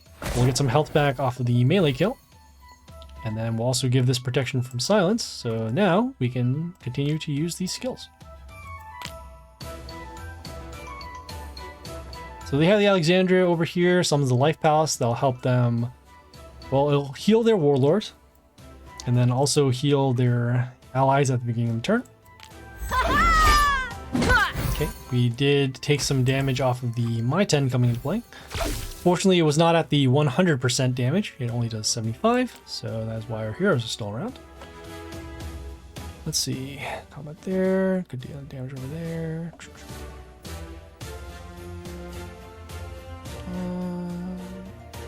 Yeah, this is fine. We're gonna go next with the York over here on the C2 over here. Whoa! So it comes into play, deals damage to heroes in the line. So we actually destroy the Alexandra. And we also had enough combat damage to destroy the My 10. And we summoned the York over here on C2 because we didn't want to use the attack rune quite yet. I mean, we're still low on health, but this is, don't want to use up the extra damage off of the attack because we already had enough damage to destroy the My 10. Okay, so they did the silence, so no more extra attack boost for the York here. They have the stones now, so they'll protect their lanes. Next turn, probably going to go for the Masur to help us block on our own lanes. Yeah! And we're definitely going to have to do that now, especially with the Grace over here. So their random damage. Do we have enough to actually destroy that? No. How much is our... Oh, the Pierce isn't enough to destroy that. That's unfortunate. Combat there. Does this have... It doesn't have its own Pierce. Okay, so in this case, we're going to summon the Masurs over here on a B3. Get some more blockers. Okay, got some more combat damage, and we can actually get some health back, so that's good. Okay, some more attack. And then the health boost to our heroes for every female. The Yoster will most likely be destroyed because it itself does not get a health boost off of its own skill. But these other heroes do. So we'll have some more blockers over here. Probably next turn, going to follow up with... So our summons are going to be around for next turn. And if they have more range heroes, we'll summon a Blair. And if they don't, we'll go for the Discordia for damage. Okay. Okay, well, as expected, the Yoster was destroyed. They summoned their own Yoster as well. Okay, and as you saw, the health boost happened for their Yoster. Okay, let's see. Combat here. Destroy that. Destroy that. Okay, gonna go with the summons next. We're gonna attack boost to our Masurs for every summon that comes out. Okay, next we are going to follow up with the Blair. We'll set the range health of these heroes to 5. Also going to summon it on the extra attack rune because might as well go for some more damage. So we'll miss over here because the Yoster has flight, but our range hero will destroy this. Okay, our Masor with Pierce actually destroyed the Grace. We actually summoned the Blair over here on lane B because this hero does have less health to block. So in this case now, we did wipe out their board. The only thing that can take care of this now is the Mind 10, and even so, it only goes for 75, so we'll at least have one hero on the board, which probably will be enough at this point. Uh-oh. I spoke too soon. Look at that scrap! Look at all the attack steal. Oh, we can still get rid of it. That's fine. Alright, so we're gonna have protection with our heroes with the Blair because of Mental Shield. I'll follow it up with the Yoster on the extra attack rune over here. Silence the scrap, and then we'll have some more protection. Can you try Dominus, Grace, Masora, Charon, Yoster, Discordia, Blair, Legion with Ogre in your deck? Is that 8 heroes? 1, 2, 3, 4, 5, 6. Oh, that is 8. Okay, yeah, I can do that. Yeah, sure. Absolutely. Dude, we're here for you guys. So yeah, I don't mind using other squads. I love learning about new strategies and also playing around with different heroes. So yeah, sure, absolutely.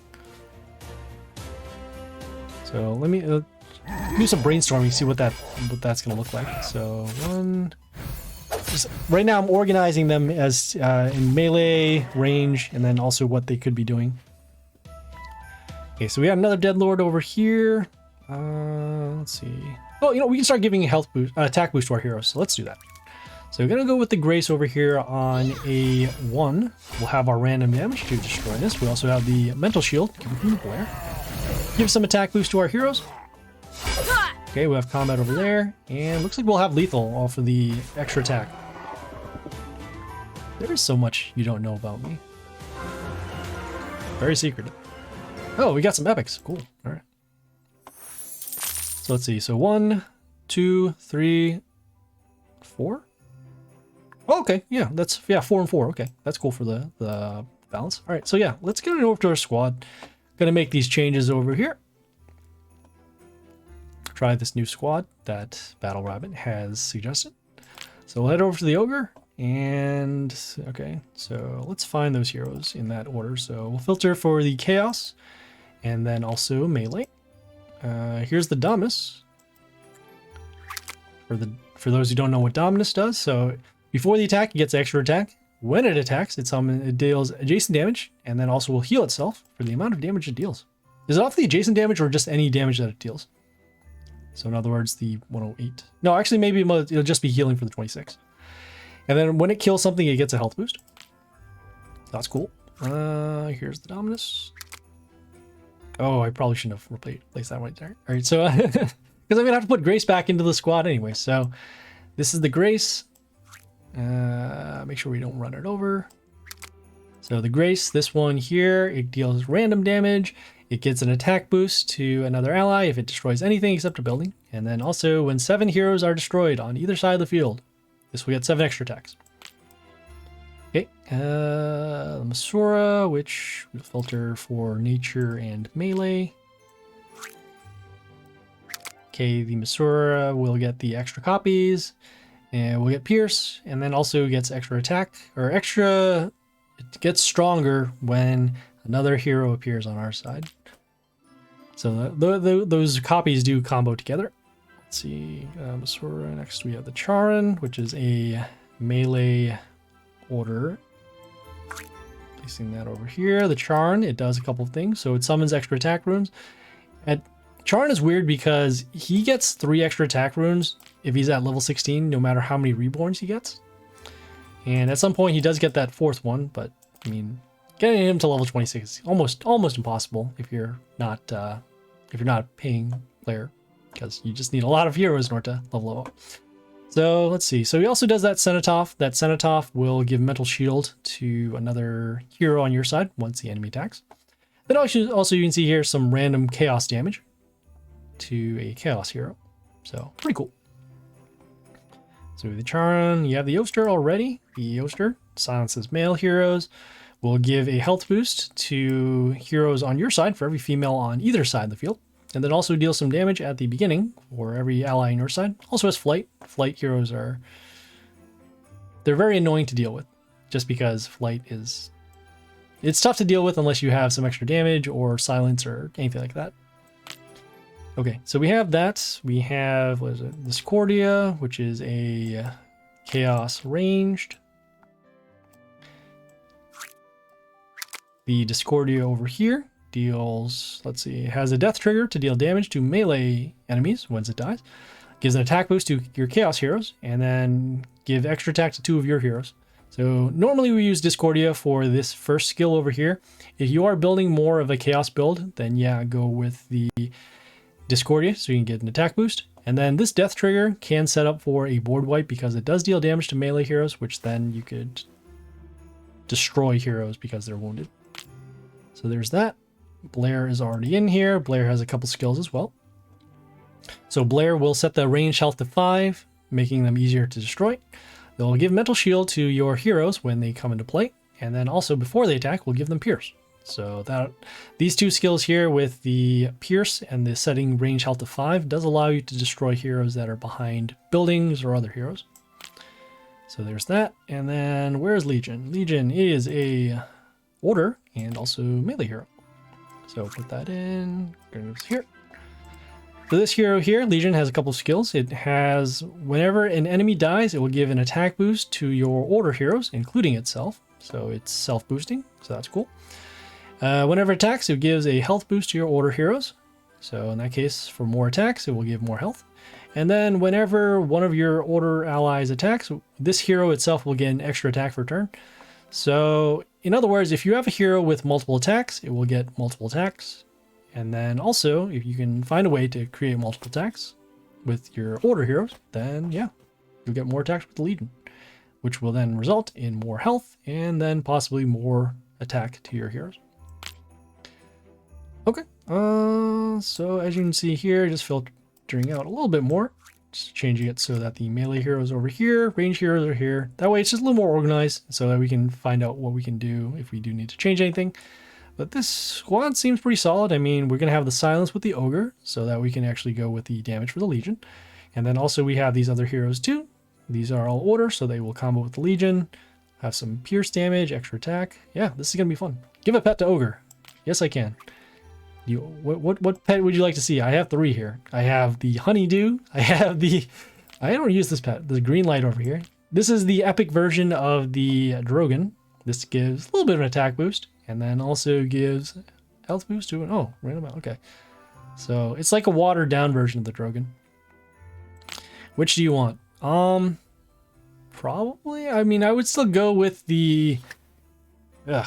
If I had my choice in terms of actually usefulness, it would probably actually be the green light here. Just because we can deal a little bit more damage. I don't know how much more important it is going to be go for health, especially since a lot of our heroes already have decent amount of health. So probably, yeah, you know, we're gonna try with this green light over here. Very weak compared to our other pet that we've leveled up, but yeah. Try something new. Why not? So in that case, we'll get a little more attack to our heroes. Won't be gaining health, but that is okay. All right, so yeah, let's try this squad out.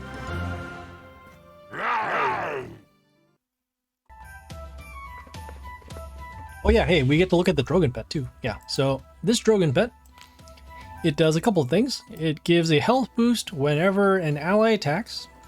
Okay, it will give it to another one, not necessarily itself. Let's see. Attack boost when a melee ally appears, attack boost when a range ally appears, well. And then also deals extra damage whenever a male ally kills on their side. Got it. Okay. They have, let's take a look at their squad.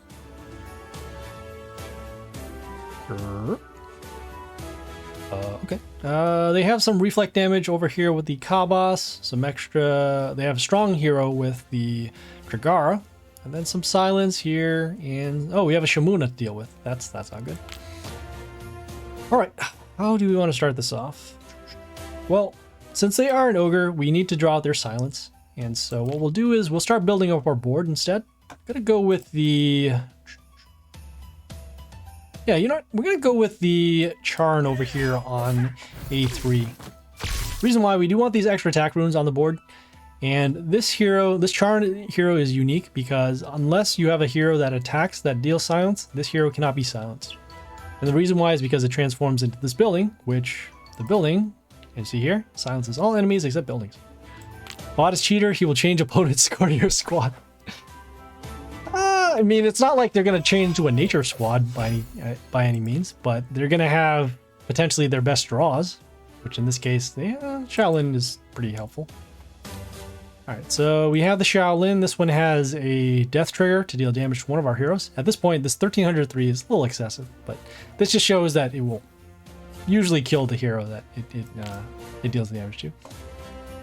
So we're going to do our health boost so that we can avoid taking some damage.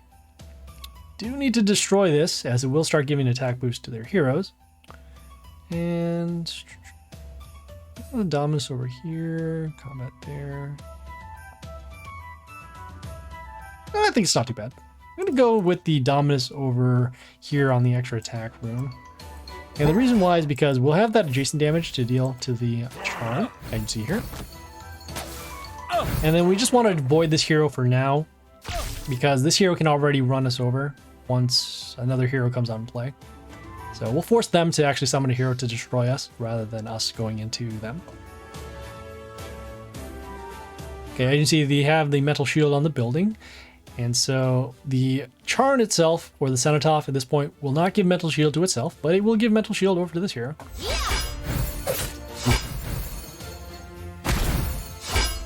Oh no, we have no way to destroy this. Oh, we have a way to silence it. All right, yeah, we'll silence this Jagara because it does have that large attack boost. We'll do that. Okay, and then let's see. Do we have anything to destroy this? We have, we have the extra attack runes, so that'll help us out. Combat there, combat there. Yeah, this is fine. All right, so we'll summon the Yoster next on the extra attack rune. 178. Is that enough math? Yes, it will. All right, cool. We'll summon on the extra attack rune.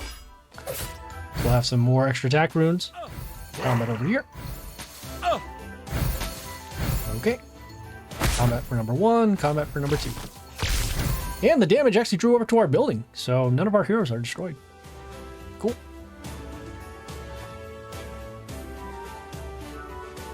Okay, so at this point now, they probably would want to silence because the Yoster will start dealing a lot of damage to their heroes and then also giving us a health boost. And if not, then yeah, we're going to have a pretty solid board for next turn. All right. I see what you're doing here. Okay, so we have the Kabas. It does have reflect damage whenever we attack it. Also has block, and then we'll give block to the Warlord. Let's see. Or reflect will trigger multiple times. Probably going to be taking damage over there. Damage there. How much block does it have? It has 152. Ugh. Right. So that being the case. There. We already used our silence, so we will probably end up losing these heroes. Grace on double attack. Potentially, yeah. That random damage could actually destroy it. So yeah, let's start with that. So we'll summon the Grace over. Yeah, we'll summon the Grace over here behind the building. Yeah. So we'll have our random damage happen first. Not quite enough to deal damage that we need, but we have our attack boost. So combat there for number 1, number 2, 3. Oh, hey, we can actually get through the Kabas. Cool. So you can see that block on the Warlord does stop a little bit of the damage that happens. We did lose our Charn off of the reflect damage, but yeah, we ran through the Kabas. So at this point now, they will definitely silence. All right. And then we'll probably see the stone. Oh no, it's not even turn 5. Wow. Feels like a forever battle. All right, so since they can't stones, we'll still have open lanes. Cool. All right, so this is the Shimuna. This one has the Eclipse Shard. That Eclipse Shard will die at the beginning, will give the Metal Shield, and then also will keep giving Metal Shield.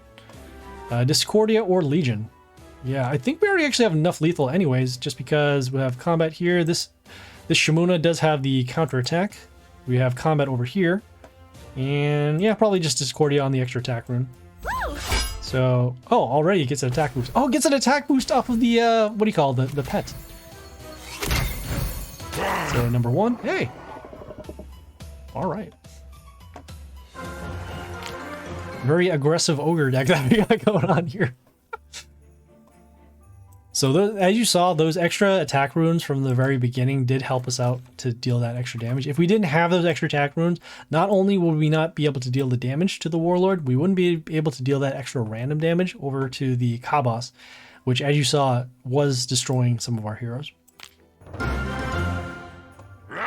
Hey, I faced Smyrill before. So I'm okay with that because as you see, the Warlord does have relatively low health. Let's take a look at their Warlord too. So we'll freeze our heroes for a turn. We'll summon a demon that will do freeze, and then also the attack boost over with the ranged. They have a pet over here that is it's a normal honeydew. All right, so in this case, just the health boost. Let's take a look at their squad. They have... Okay, so as you can kind of see here, there is a theme of their particular squad. In this case, it's mostly freeze, if not all of them. Let's see. Oh, they all do some sort of freeze. So we have the Arthur here that freezes on attack. We have the Old God that freezes range heroes when it's attacked. This Hanako summons Horos that freeze. Vixen that freezes on attack to Warlord. Yeah, just a lot of freeze over here. It's a pretty cool deck, you know? Yeah. Oh, that's corny. Alright, let's see. We have the Mizu over here that has the water elementals. Those water elementals will summon freeze runes when they come into play. Gonna go with, let's see, are we defending at this point? Probably not gonna be defending, so we'll go with our heal. Gonna follow up next with the Charn on the poison rune on a D3. Reason why is because we want these extra attack runes to come out, and they will also stop the freeze runes from coming in, so that once they do another summon, the spots over here will still be free. So we'll take a little bit of damage at least on this turn, which is fine. We'll still have our heal skill. And we're just setting up our board for the next couple of turns. Probably going to go for... let me think here. It depends what our next draw is going to be. Probably would go for the Masora next to start getting some heroes on the board. Maybe the Discordia for some damage. Oh, see, I didn't see those freeze runes. It's going to be such a problem. But we do have our silence for next turn, so that'll help us out. Yeah, there. So we have the not the Blair, was it? The Frost, the Snow Queen. We'll freeze one of our heroes whenever an order hero comes into play on their side. We'll set that frozen health to 1. Also give health back to the Warlord. Blair makes sense. I want to go super greedy and find a way to just wipe out all these heroes. Where would I be summoning the Blair though? Would it be, let's see, would I be getting rid of the Frost or would I be getting rid of the Mizu? Silence up there. You know, probably actually getting rid of the Mizu, so we'll do that. So we'll set the Blair over here on C1. Yeah. Set the range health of these heroes to 5. On the first attack, destroying the summon. On the second attack, destroying the Mizu. Oh yeah, we also give some protection to the Blair, so that's cool. Because we're not facing an ogre right now, so our hero skills will still be protected. So we'll be able to give some mental shield to our heroes when they come to play. It's just that these freeze runes are going to slow us down in terms of attacking. So we're mostly stuck with ranged heroes, or we'll summon melee heroes that will get frozen for at least one turn.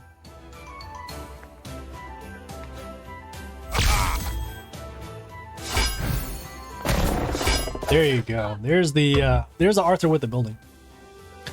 So we have the Arthur here with the Khalid. How do you pronounce this? Khalid Bulk? Khalid? Anyways, so it gives a health boost to heroes. And let's see, we'll give an attack boost for the beginning for every charge. And then also we have the random random enemy will be frozen for every charge. Yeah, we're gonna go with the Grace next. It's just a matter of where we're gonna place her. Let's see, combat here. Oh, you know, we're gonna place her behind the Charn. Over here on the extra attack rune. Don't need to use the silent skill yet.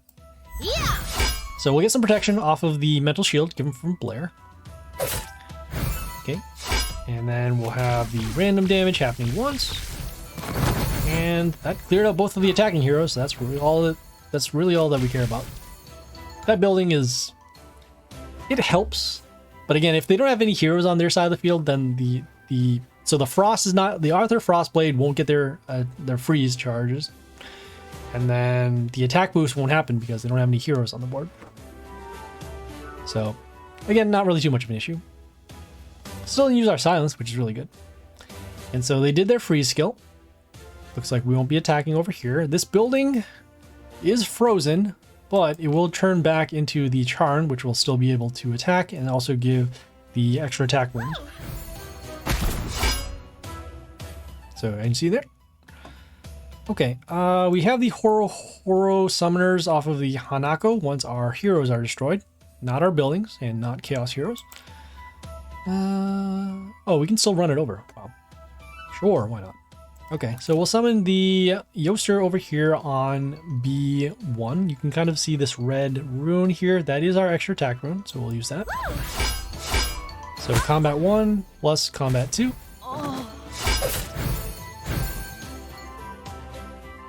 Okay, and as you can see right now, we also have a health boost over to our heroes. Both of these, both the Blair and the Grace are female, so that includes more health given to them. And at this point, we're in pretty good shape. We have the Yoster that can deal damage to their field on the next turn. And then we also have the Blair with the random damage happening twice, which will allow for more board clears if the Yoster is just destroyed.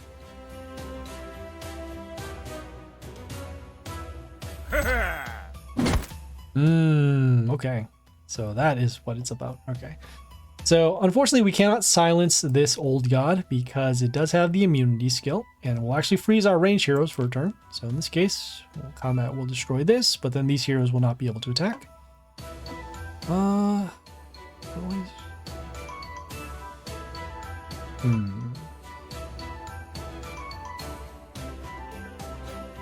know, we'll do this. We're going to use our silence skill first. And there's nothing to silence. And it doesn't actually stop us from using our silence skill, but we'll do it anyways because we want to access this next skill over here. So our final skill is the Earth Power skill. Sure. Okay. It has the stones with the heal, so we'll summon those. Okay, so they do land on these melee cells in the first row, and that actually allows us to get rid of them, the freeze runes over there. We'll follow up next with our ranged hero over here on A1, so we can deal some damage over to the Warlord. We will give extra attack to 2 of our heroes, which actually could potentially be the Charm here. Okay. On top of that, the stones do have the mental shield from the Blair, so because of that, we'll be able to get some more health, even if they attack our stones. So at this point, we don't even have to gain health. Wow. Nice. Right, so the only thing we need to deal with on our side of the field are these freeze runes and our frozen heroes. Whoa! Okay, so we had the Jorman Grand that dealt damage to our heroes. It's supposed to get a health boost at the end for every frozen hero on our side of the field, but in this case it didn't matter because we had the Yoster to deal damage at the very beginning. So in this case, I guess we can follow it up with actually our Legion over here on B2. So we'll be frozen, and it also cannot attack because of the stone in front of it, but we'll be able to get a attack boost to our heroes once an enemy dies. So at the very least, it can help out these other heroes, and then also help out the Charn once it transforms back into a building, or transforms back into a hero that can attack while it's not a building. Whoa! Okay, so they did the ranged hero with the, we'll see here, it freezes the enemy for a turn. Very low health here, so it is vulnerable to both the, well actually vulnerable to the Yoster for the damage, the Grace for the random damage, and then also the Pierce damage from the Blair. And I believe it's Chaos 2. So it's Chaos 2, meaning that it will take extra damage off of the Charn skill. So many mental shields. Yeah, that wasn't the plan, but it worked out. And they just gave up. So that is a good thing too. Alright, we got one more battle, so let's see how we can do. Ogre, alright. So a couple things. They got a sentry pet over here. Attack boost, and attack boost. And take a look at their squad. See what we're facing. Okay. Kind of a similar build to what we had for our main squad. So we have the Masseurs with the extra copies. Charn, as we all know at this point. We have the Alexandria for the silence. Legion here. Yeah, they have ways to get rid of our heroes. For sure. Gotta be hard. Oh yeah. What is their might for their squad? 31. I don't know what ours is at this point. I'm gonna say, well, I mean, we can look at it at the end. Right, so let's see. So I guess the most important hero for R is probably gonna be Yoster. So we'll start with that. And we'll break some buildings. Yes. We need to draw out their silence skill first. And we also need to draw out either the Yoster or the Grace. The reason why I went for the Yoster is because I know that in these kind of mirror matches, whoever has the whoever goes first with the Yoster usually wins, just because of the amount of health boost you'll get and the damage. It's just going to ramp up over multiple turns. And then we do have a counter strategy with the Grace once the silence goes off. So once the silence goes off, we'll be able to then start picking off heroes and going for the damage to wipe out the boards. Okay. Oh man, are we gonna have to use them now? So good. Alright, so we'll do a heal skill. And you have the Dead Lord over here, does have those extra zombies. We have enough for combat 1, that'll be 1 for there. Damage there, destroy that. He does have a very similar squad to ours. Yeah, that was a big concern. Let's see, go for random damage over there and destroy some of the buildings. It's not too bad. Yeah, we'll go for that. So we're next gonna go for the Dominus over here on C3. We'll have some adjacent damage, deal some damage over the buildings, deal some damage over to this building. Do want to get rid of that building too, because it does have that mental shield. We will be taking damage next turn, and we'll heal for a little bit. And once again, we do need to drop that silence. Really should have thought of placing another female hero on the board, but we do need to start slowing down the amount of attackers that they have. I mean, I guess also they can do their own Yoster too. So, what we do? Oh, because we silenced that? Ah, that's not good. I guess we can go for the silence. Guess it's not too bad. And then, what do you have for follow-up here? Combat there, could destroy that. Oh, that's not too bad. Yeah, we're gonna go next with the Discordia over here on the attack pentagram. We'll give extra attack to our heroes. Probably wiping out that zombie there too. And at this point, if we can draw out the silence, that'll be good, because then we can start summoning our Grace. Which we can, so that's good. Oh, they could summon their own Grace. Oh boy. That's not going to be good.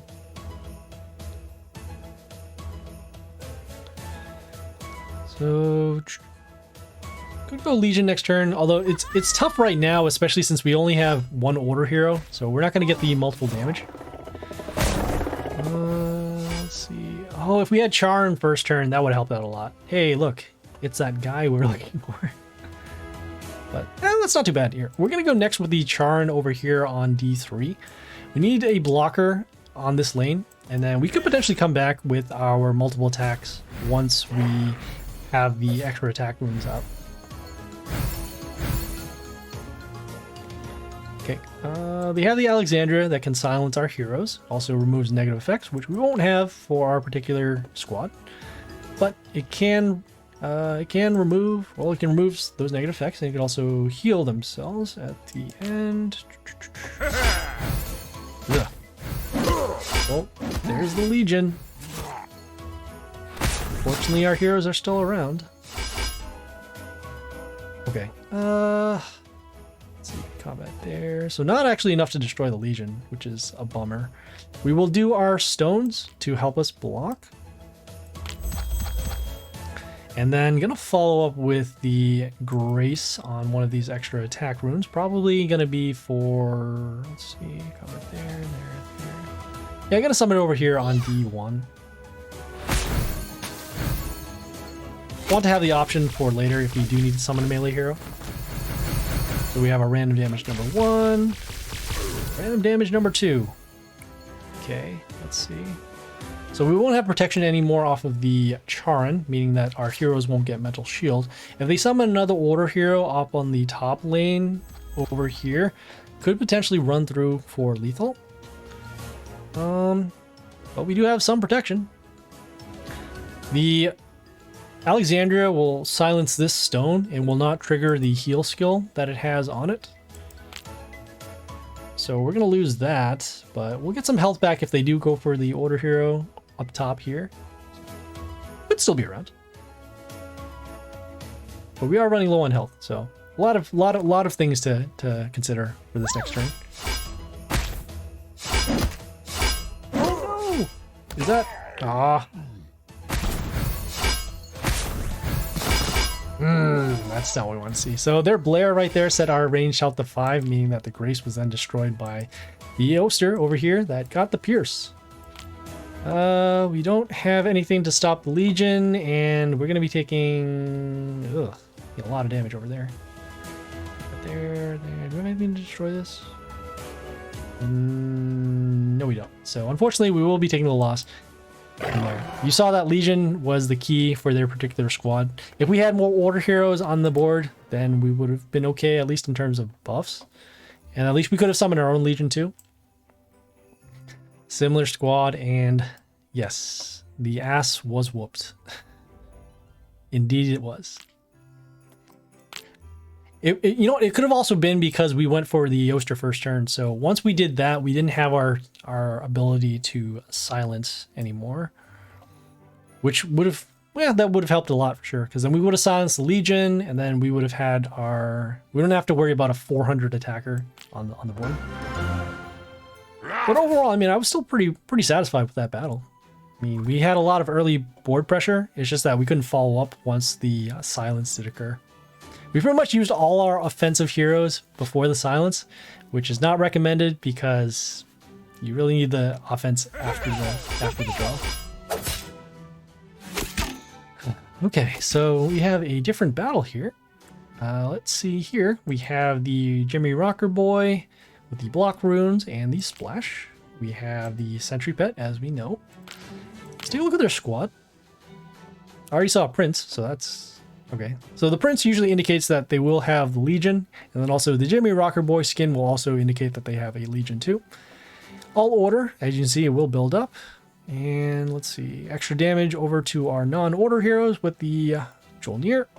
Extra attack, which will power up the Legion. And some Athena with the extra attack. Okay, so as you can kind of see, it's a pretty one-trick pony here in terms of what they're trying to do. If we can stop the Legion, we win. So let's see. So they have Strik. They have the other stuff. This. We'll go with our heroes first. We don't have the board wipe. I guess we'll go with the Rooster to silence the Prince. So the Prince summons these extra squires once our heroes are destroyed. We can go for the early health boost for now to our heroes. And then, let's see. Maybe go with the Masaurus next to help us build the board. Did you try an all poison squad? I did a long time ago. I can do an all poison squad for next time, and we'll report and see how that goes.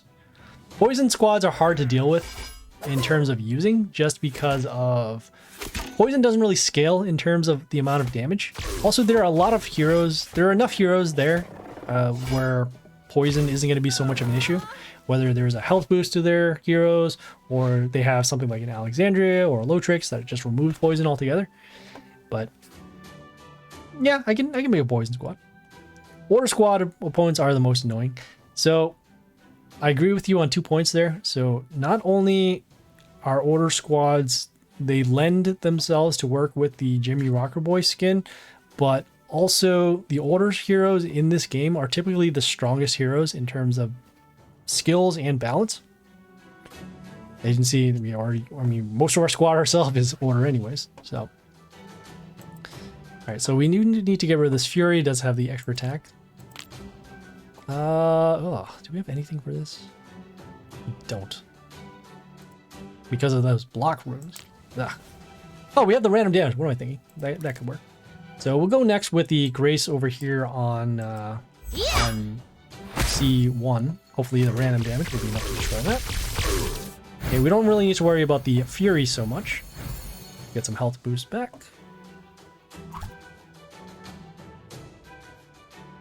Yeah, I was just thinking about the block runes themselves. Probably actually could have just attacked the Grace and then let the attack the Prince and then let the random damage hit the Fury. Every time those block runes come into play, I always forget about how much damage I need to do. Oh boy. Oh no! Alright. That's not fun. Let's see. Combat over there. We'll go for the Silence to stop the Grace because it also is on a block rune. Whenever you forget about the block rune, you'll miss how much damage you actually need to do. So in this case, it's roughly a 300 health hero. So we'll do our Silence. Let's see. Combat there. Gonna go with our Masseur copy on a B3 here. At least you can get rid of the Prince. And then potentially have blockers over here. Okay, so we do have a health boost over here. Not sure if we can tank the splash damage off of the Rocker Boys, but we do need some blockers as we are running low on health. He will use Rocker Boys and Legion. Yeah, of course. I mean, what else does this squad do? But if we can stay alive for a couple turns, we should be good. The key thing about this particular squad that we're facing is once we pretty much have enough health to tank the damage, they lose because they don't have any follow-up afterwards. So let's see. We don't have anything to stop the Jaxi because of the evasion skill here, so range damage will not work. Got combat here. Oh, we can okay, yeah, we'll go with the Discordia over here on the attack rune on D2. We'll give extra attack to potentially one of these Masseur copies, which should allow for some damage over to the Warlord. So combat. Nice. Take that, Jimmy Rocker Boy. I guess the AI might have also thought about it too, that even if they do the Jimmy Rocker Boys, they have to hit perfect splash on both of the heroes, meaning that they need the splash to happen on at least multiple heroes on our side of the board.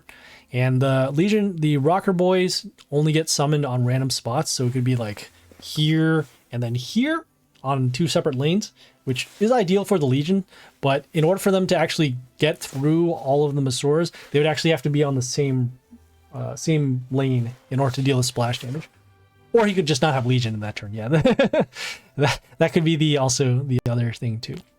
But yeah, I mean, you got to prepare. You gotta think worst case scenario. They have their Legion or they have their setup ready. So if you can beat their worst case scenario, then you're prepared for everything. So that's usually how we take care of those things.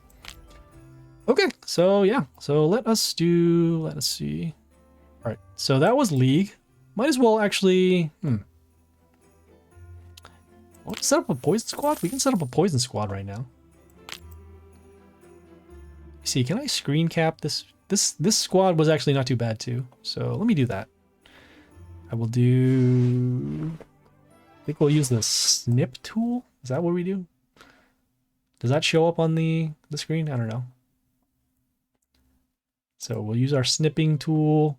We'll copy this squad that we have. Save that. And yeah, this could be a different squad that we use. It has a little more variety. I like it. Okay, let me just put this as, what is this?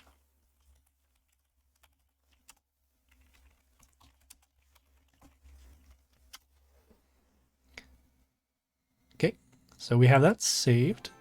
Okay, now let's do that poison squad. So we're gonna filter for the poison skills that we have. And well, here, Battle App. Let me ask you this: what kind of warlord would you like to see with this? I know that there's one particular warlord that does deal poison damage, but I mean, I don't know what else is gonna really combo with this. So I don't know. What do you suggest we use for the warlord skin? Up to me. Okay. I mean, I guess if we're gonna go with the poison theme, then we can go with the other. Okay. So this is the only warlord that does deal poison damage specifically. It is the Spider Queen or the Widow over here.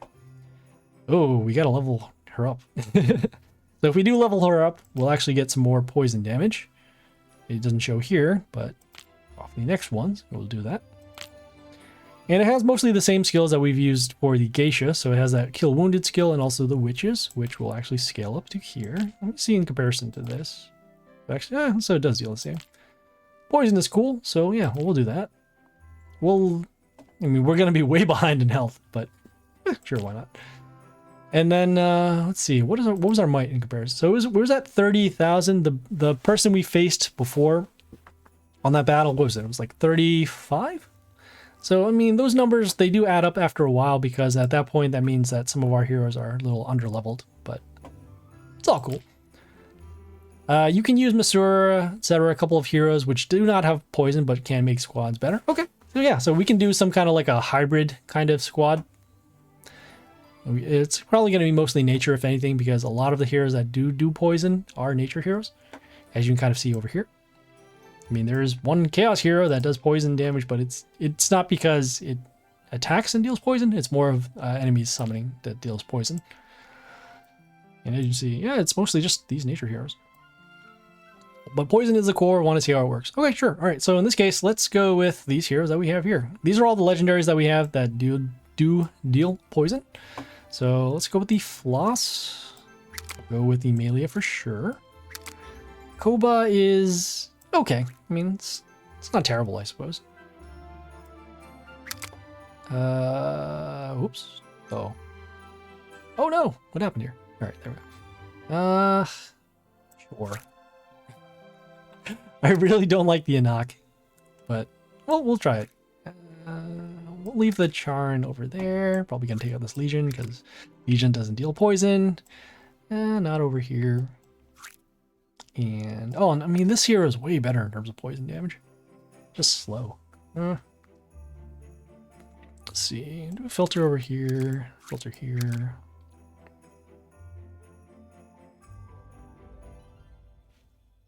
If the poison trigger. Let me know damage there. Yeah, I'm gonna take out the Koba. So the Koba itself, it does poison damage around adjacent enemies, which is kind of tough to time in terms of where you need the poison to be. So it's not targeted poison, so that's the big problem. It does give us health back to our Warlord if poison does trigger, which is good. And it does have a death trigger here for the Stone Summon, but that Stone Summon only has this one skill, which will give us health back again. I really don't like Koba. He's really more of a defensive hero. As you can see, even as we scale him up, I mean, his attack is ugh, and his health is, health is very good. I guess it's more for defense. They got to find a way to retool this Koba so that it has more damage. I mean, you can see the poison damage kind of goes up, but that's really it. It's also a male hero, so it's also most likely won't get its death summon, which is unfortunate. All right, we'll take out the Koba. We'll place in the Marquis de Sade. This Marquis de Sade has poison damage whenever an enemy attacks, has a death trigger to heal our Warlord, and then also when spikes triggers will give health. Okay, so this skill might come out every once in a while. We don't have anything that sets up spikes. No, that would be a different squad. That would be something like Emerald Dragon and Prince Nod, other heroes that have spikes too. So we have that. We can take a look at these other poison heroes that we have here. So we have this Floss. This Floss deals poison damage already to heroes that are not nature. And then also we'll summon these plants, which will also summon plants that deal poison damage. So that helps out a lot.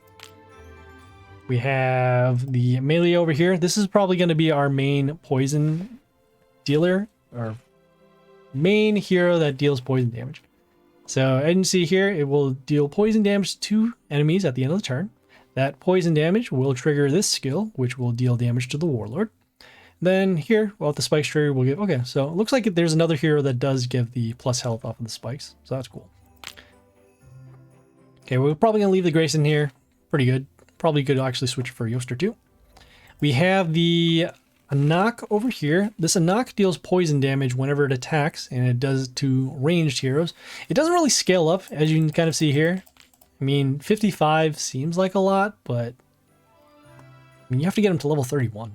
That's really rough. Has a health boost too, which is okay, and flight, but again, not really that much damage in terms of poison. We have one other poison hero over here. We have the Queen Nada, does poison damage when it comes into play. And then also, whenever poison triggers, it will deal more, it will trigger again for poison damage. So in other words, the first poison will come out, will deal some damage. And then if any other heroes are poisoned on the next turn, poison will trigger again. So even more damage. Lost melee good. Yoster instead Anak. Yeah, I would probably go Yoster. Especially since as the Yoster itself is objectively better than the Anak. And then also we have a fair amount of female heroes. The 1, 2, 3, yeah, more than half. So that'll probably make a lot more sense. So we'll do that. Oops, we gotta unfilter for the poison. So that way we can access all of our other heroes. And in this case, it's a Yoster over here. And so yeah, looks all right. We're gonna do Brawl for maybe a couple of battles, and then yeah, we'll test it out, and then we can make some tweaks off for next week because we only do League on that one battle. So yeah, let's check it out.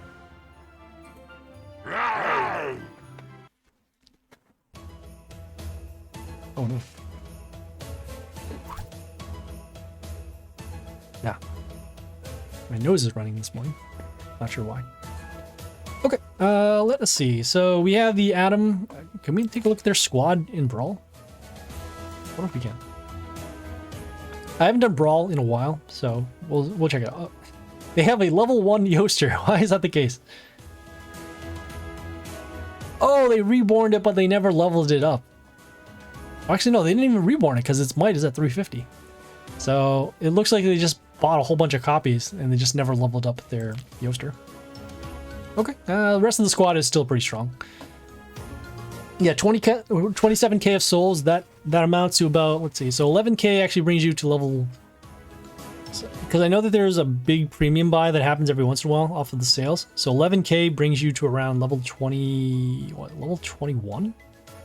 That's if you don't reborn your hero. But level 20, let's see, with 27,000, with multiple reborns, you could probably get it to, let's see, 16 here.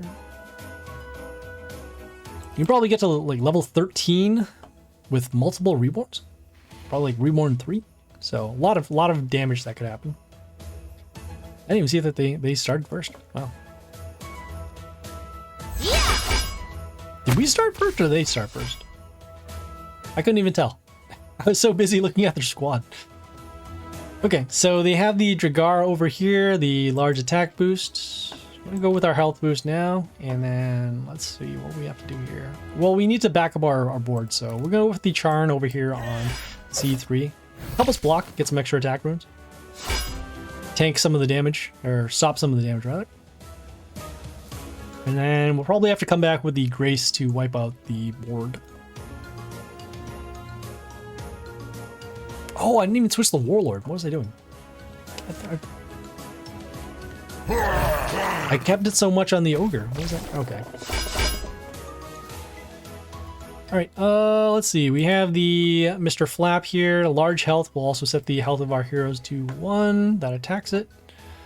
I don't think we're actually gonna have enough against this hero. see combat there. I suppose. You know, with our You know, with our random damage, we could actually get rid of both of these heroes, or potentially deal a lot of damage over here. So instead of silencing, we're going to summon the Grace over here on the extra attack rune.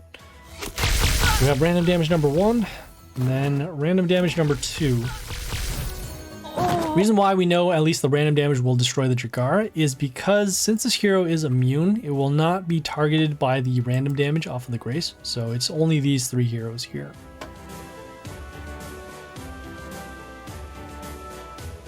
First turn is important if you can make first move. Yeah, absolutely. Yeah, first turn really does set up the battle pacing in terms of where you can place heroes, where you can stop other heroes from being placed, what kind of, I guess, strategy you would have for the next couple of turns. So all very important. Okay, let's take a look at their squad. Probably go through this a little bit faster. I do need to. I need to head to work in a few minutes.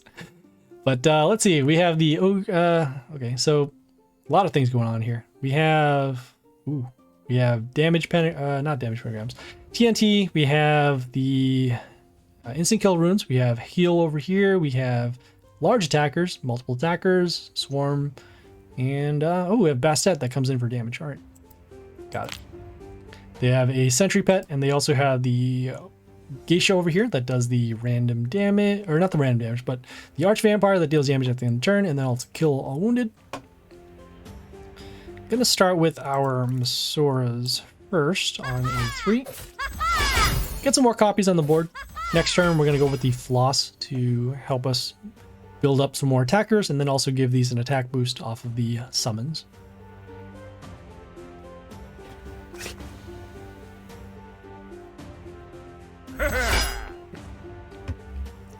Alright, so here's the vampire.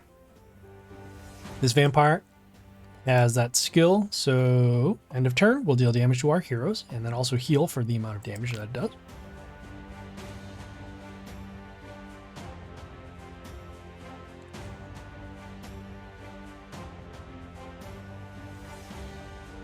Yeah! Hey, it's a Grace. Alright. So we have the random damage happening to our board. Also results in an attack boost for the vampire. Do we have anything to destroy this? We do not. Could silence this hero, which I guess would be alright. We're going to go with our health boost over here. And then with our copy, so one of our copies will actually come down here and destroy this. So I don't have to worry about that. It's just a matter of, can we destroy this Grace somehow? Probably not, but we can go for damage, so we'll do that. We'll go with the Yoster over here on A1. Silencing the vampire, which is fine. We end up destroying 7 things, though. Okay, good.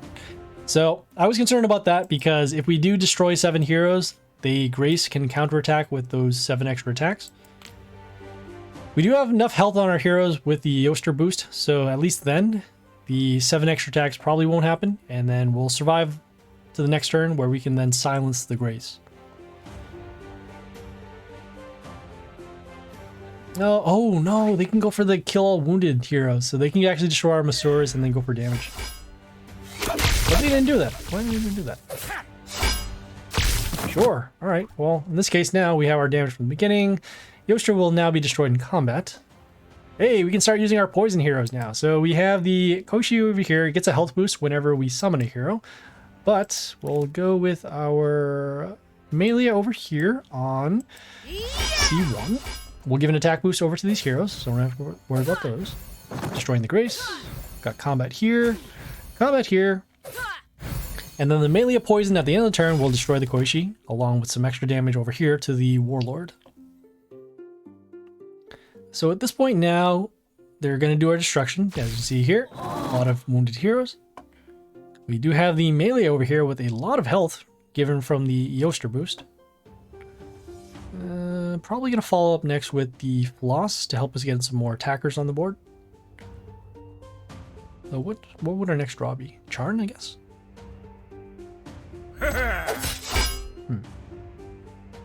Oh, it's great. Okay. All right, well, we have the Chernomore over here. It has immunity, also heals the Warlord whenever it attacks. Also gets the extra attack, so we do need to get rid of this hero or deal enough damage over to the Warlord. Doesn't look like we'll be able to race them in terms of dealing enough damage, because we'll deal 160, but then they'll deal, well, they'll gain health for around 260 over there. So it looks like we will have to focus damage over to the Chernomore. Let's see, combat. There.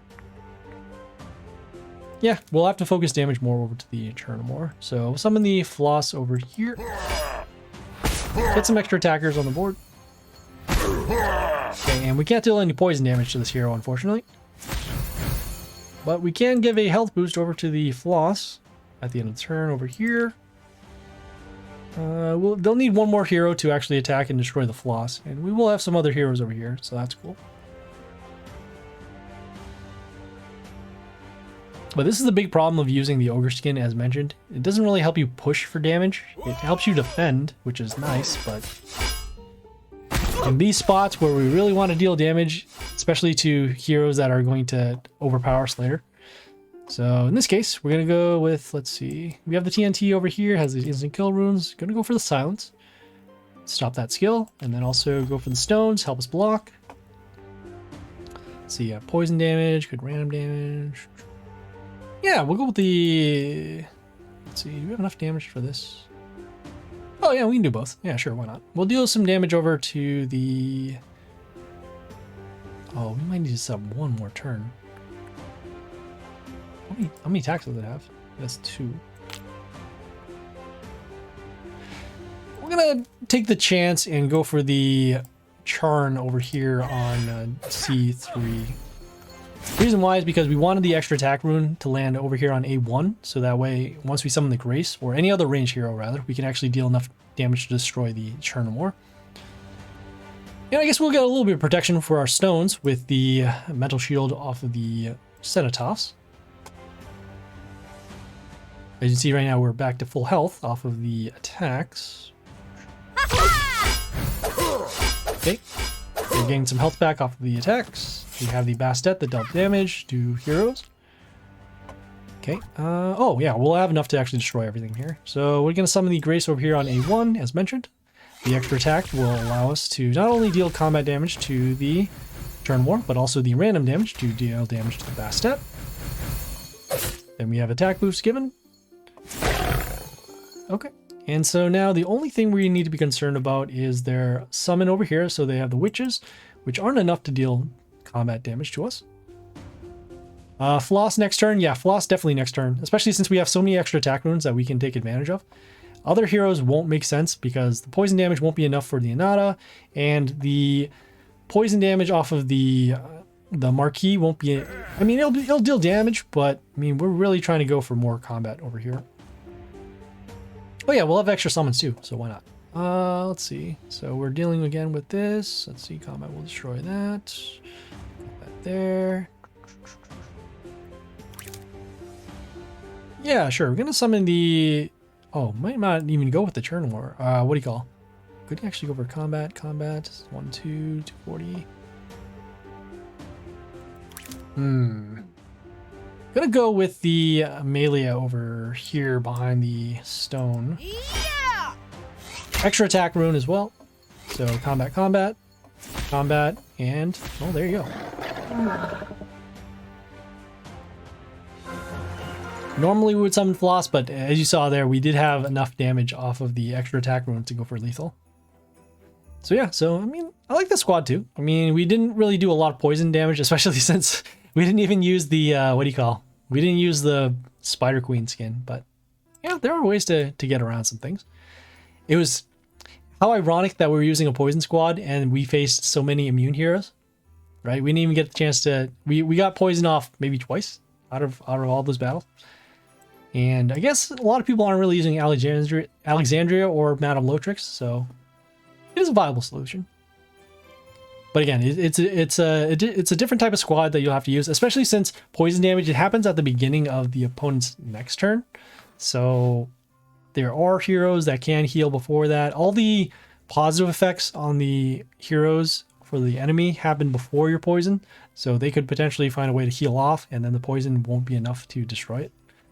Yeah, bot changes, opponent's guard. Yeah, they do that. I mean, there is, like I said, they're not going to pull random heroes out of nowhere. That's why we check the league, we check the squads when we face those heroes, so that way we don't. I mean, we're going to see some surprises, but we can prepare for a lot of the possible plays that they can do.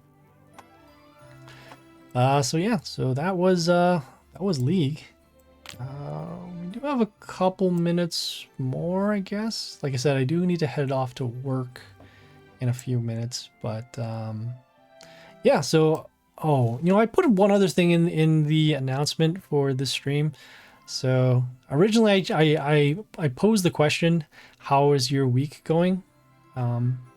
Just to whoever in general. This stream does happen during the middle of the week, so I guess what do they call it, hump day or whatever they call it. But just want to check in with people, see how folks are doing, especially since time does feel kind of long right now in the whole pandemic or wherever you are in life. So yeah, just want to check in, see how you guys are going, see if there's things you want to talk about, or just kind of this is your spot, this is your time to shine. Yeah.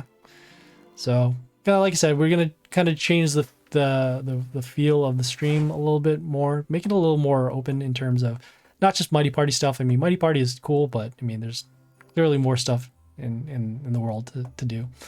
But yeah, so like I said, we're gonna have most of the Mighty Party stuff. Still gonna have that, and just also allowing this to be a kind of platform for folks to kind of chill out and unwind, and just feel okay, being comfortable doing whatever. So but yeah, so we're gonna have more of that stuff later on, more of the like the kind of cozy stream, as they will, or the open stream for next week or this week. Gotta figure out how I'm gonna integrate that into the stream. Got some ideas, but one day at a time.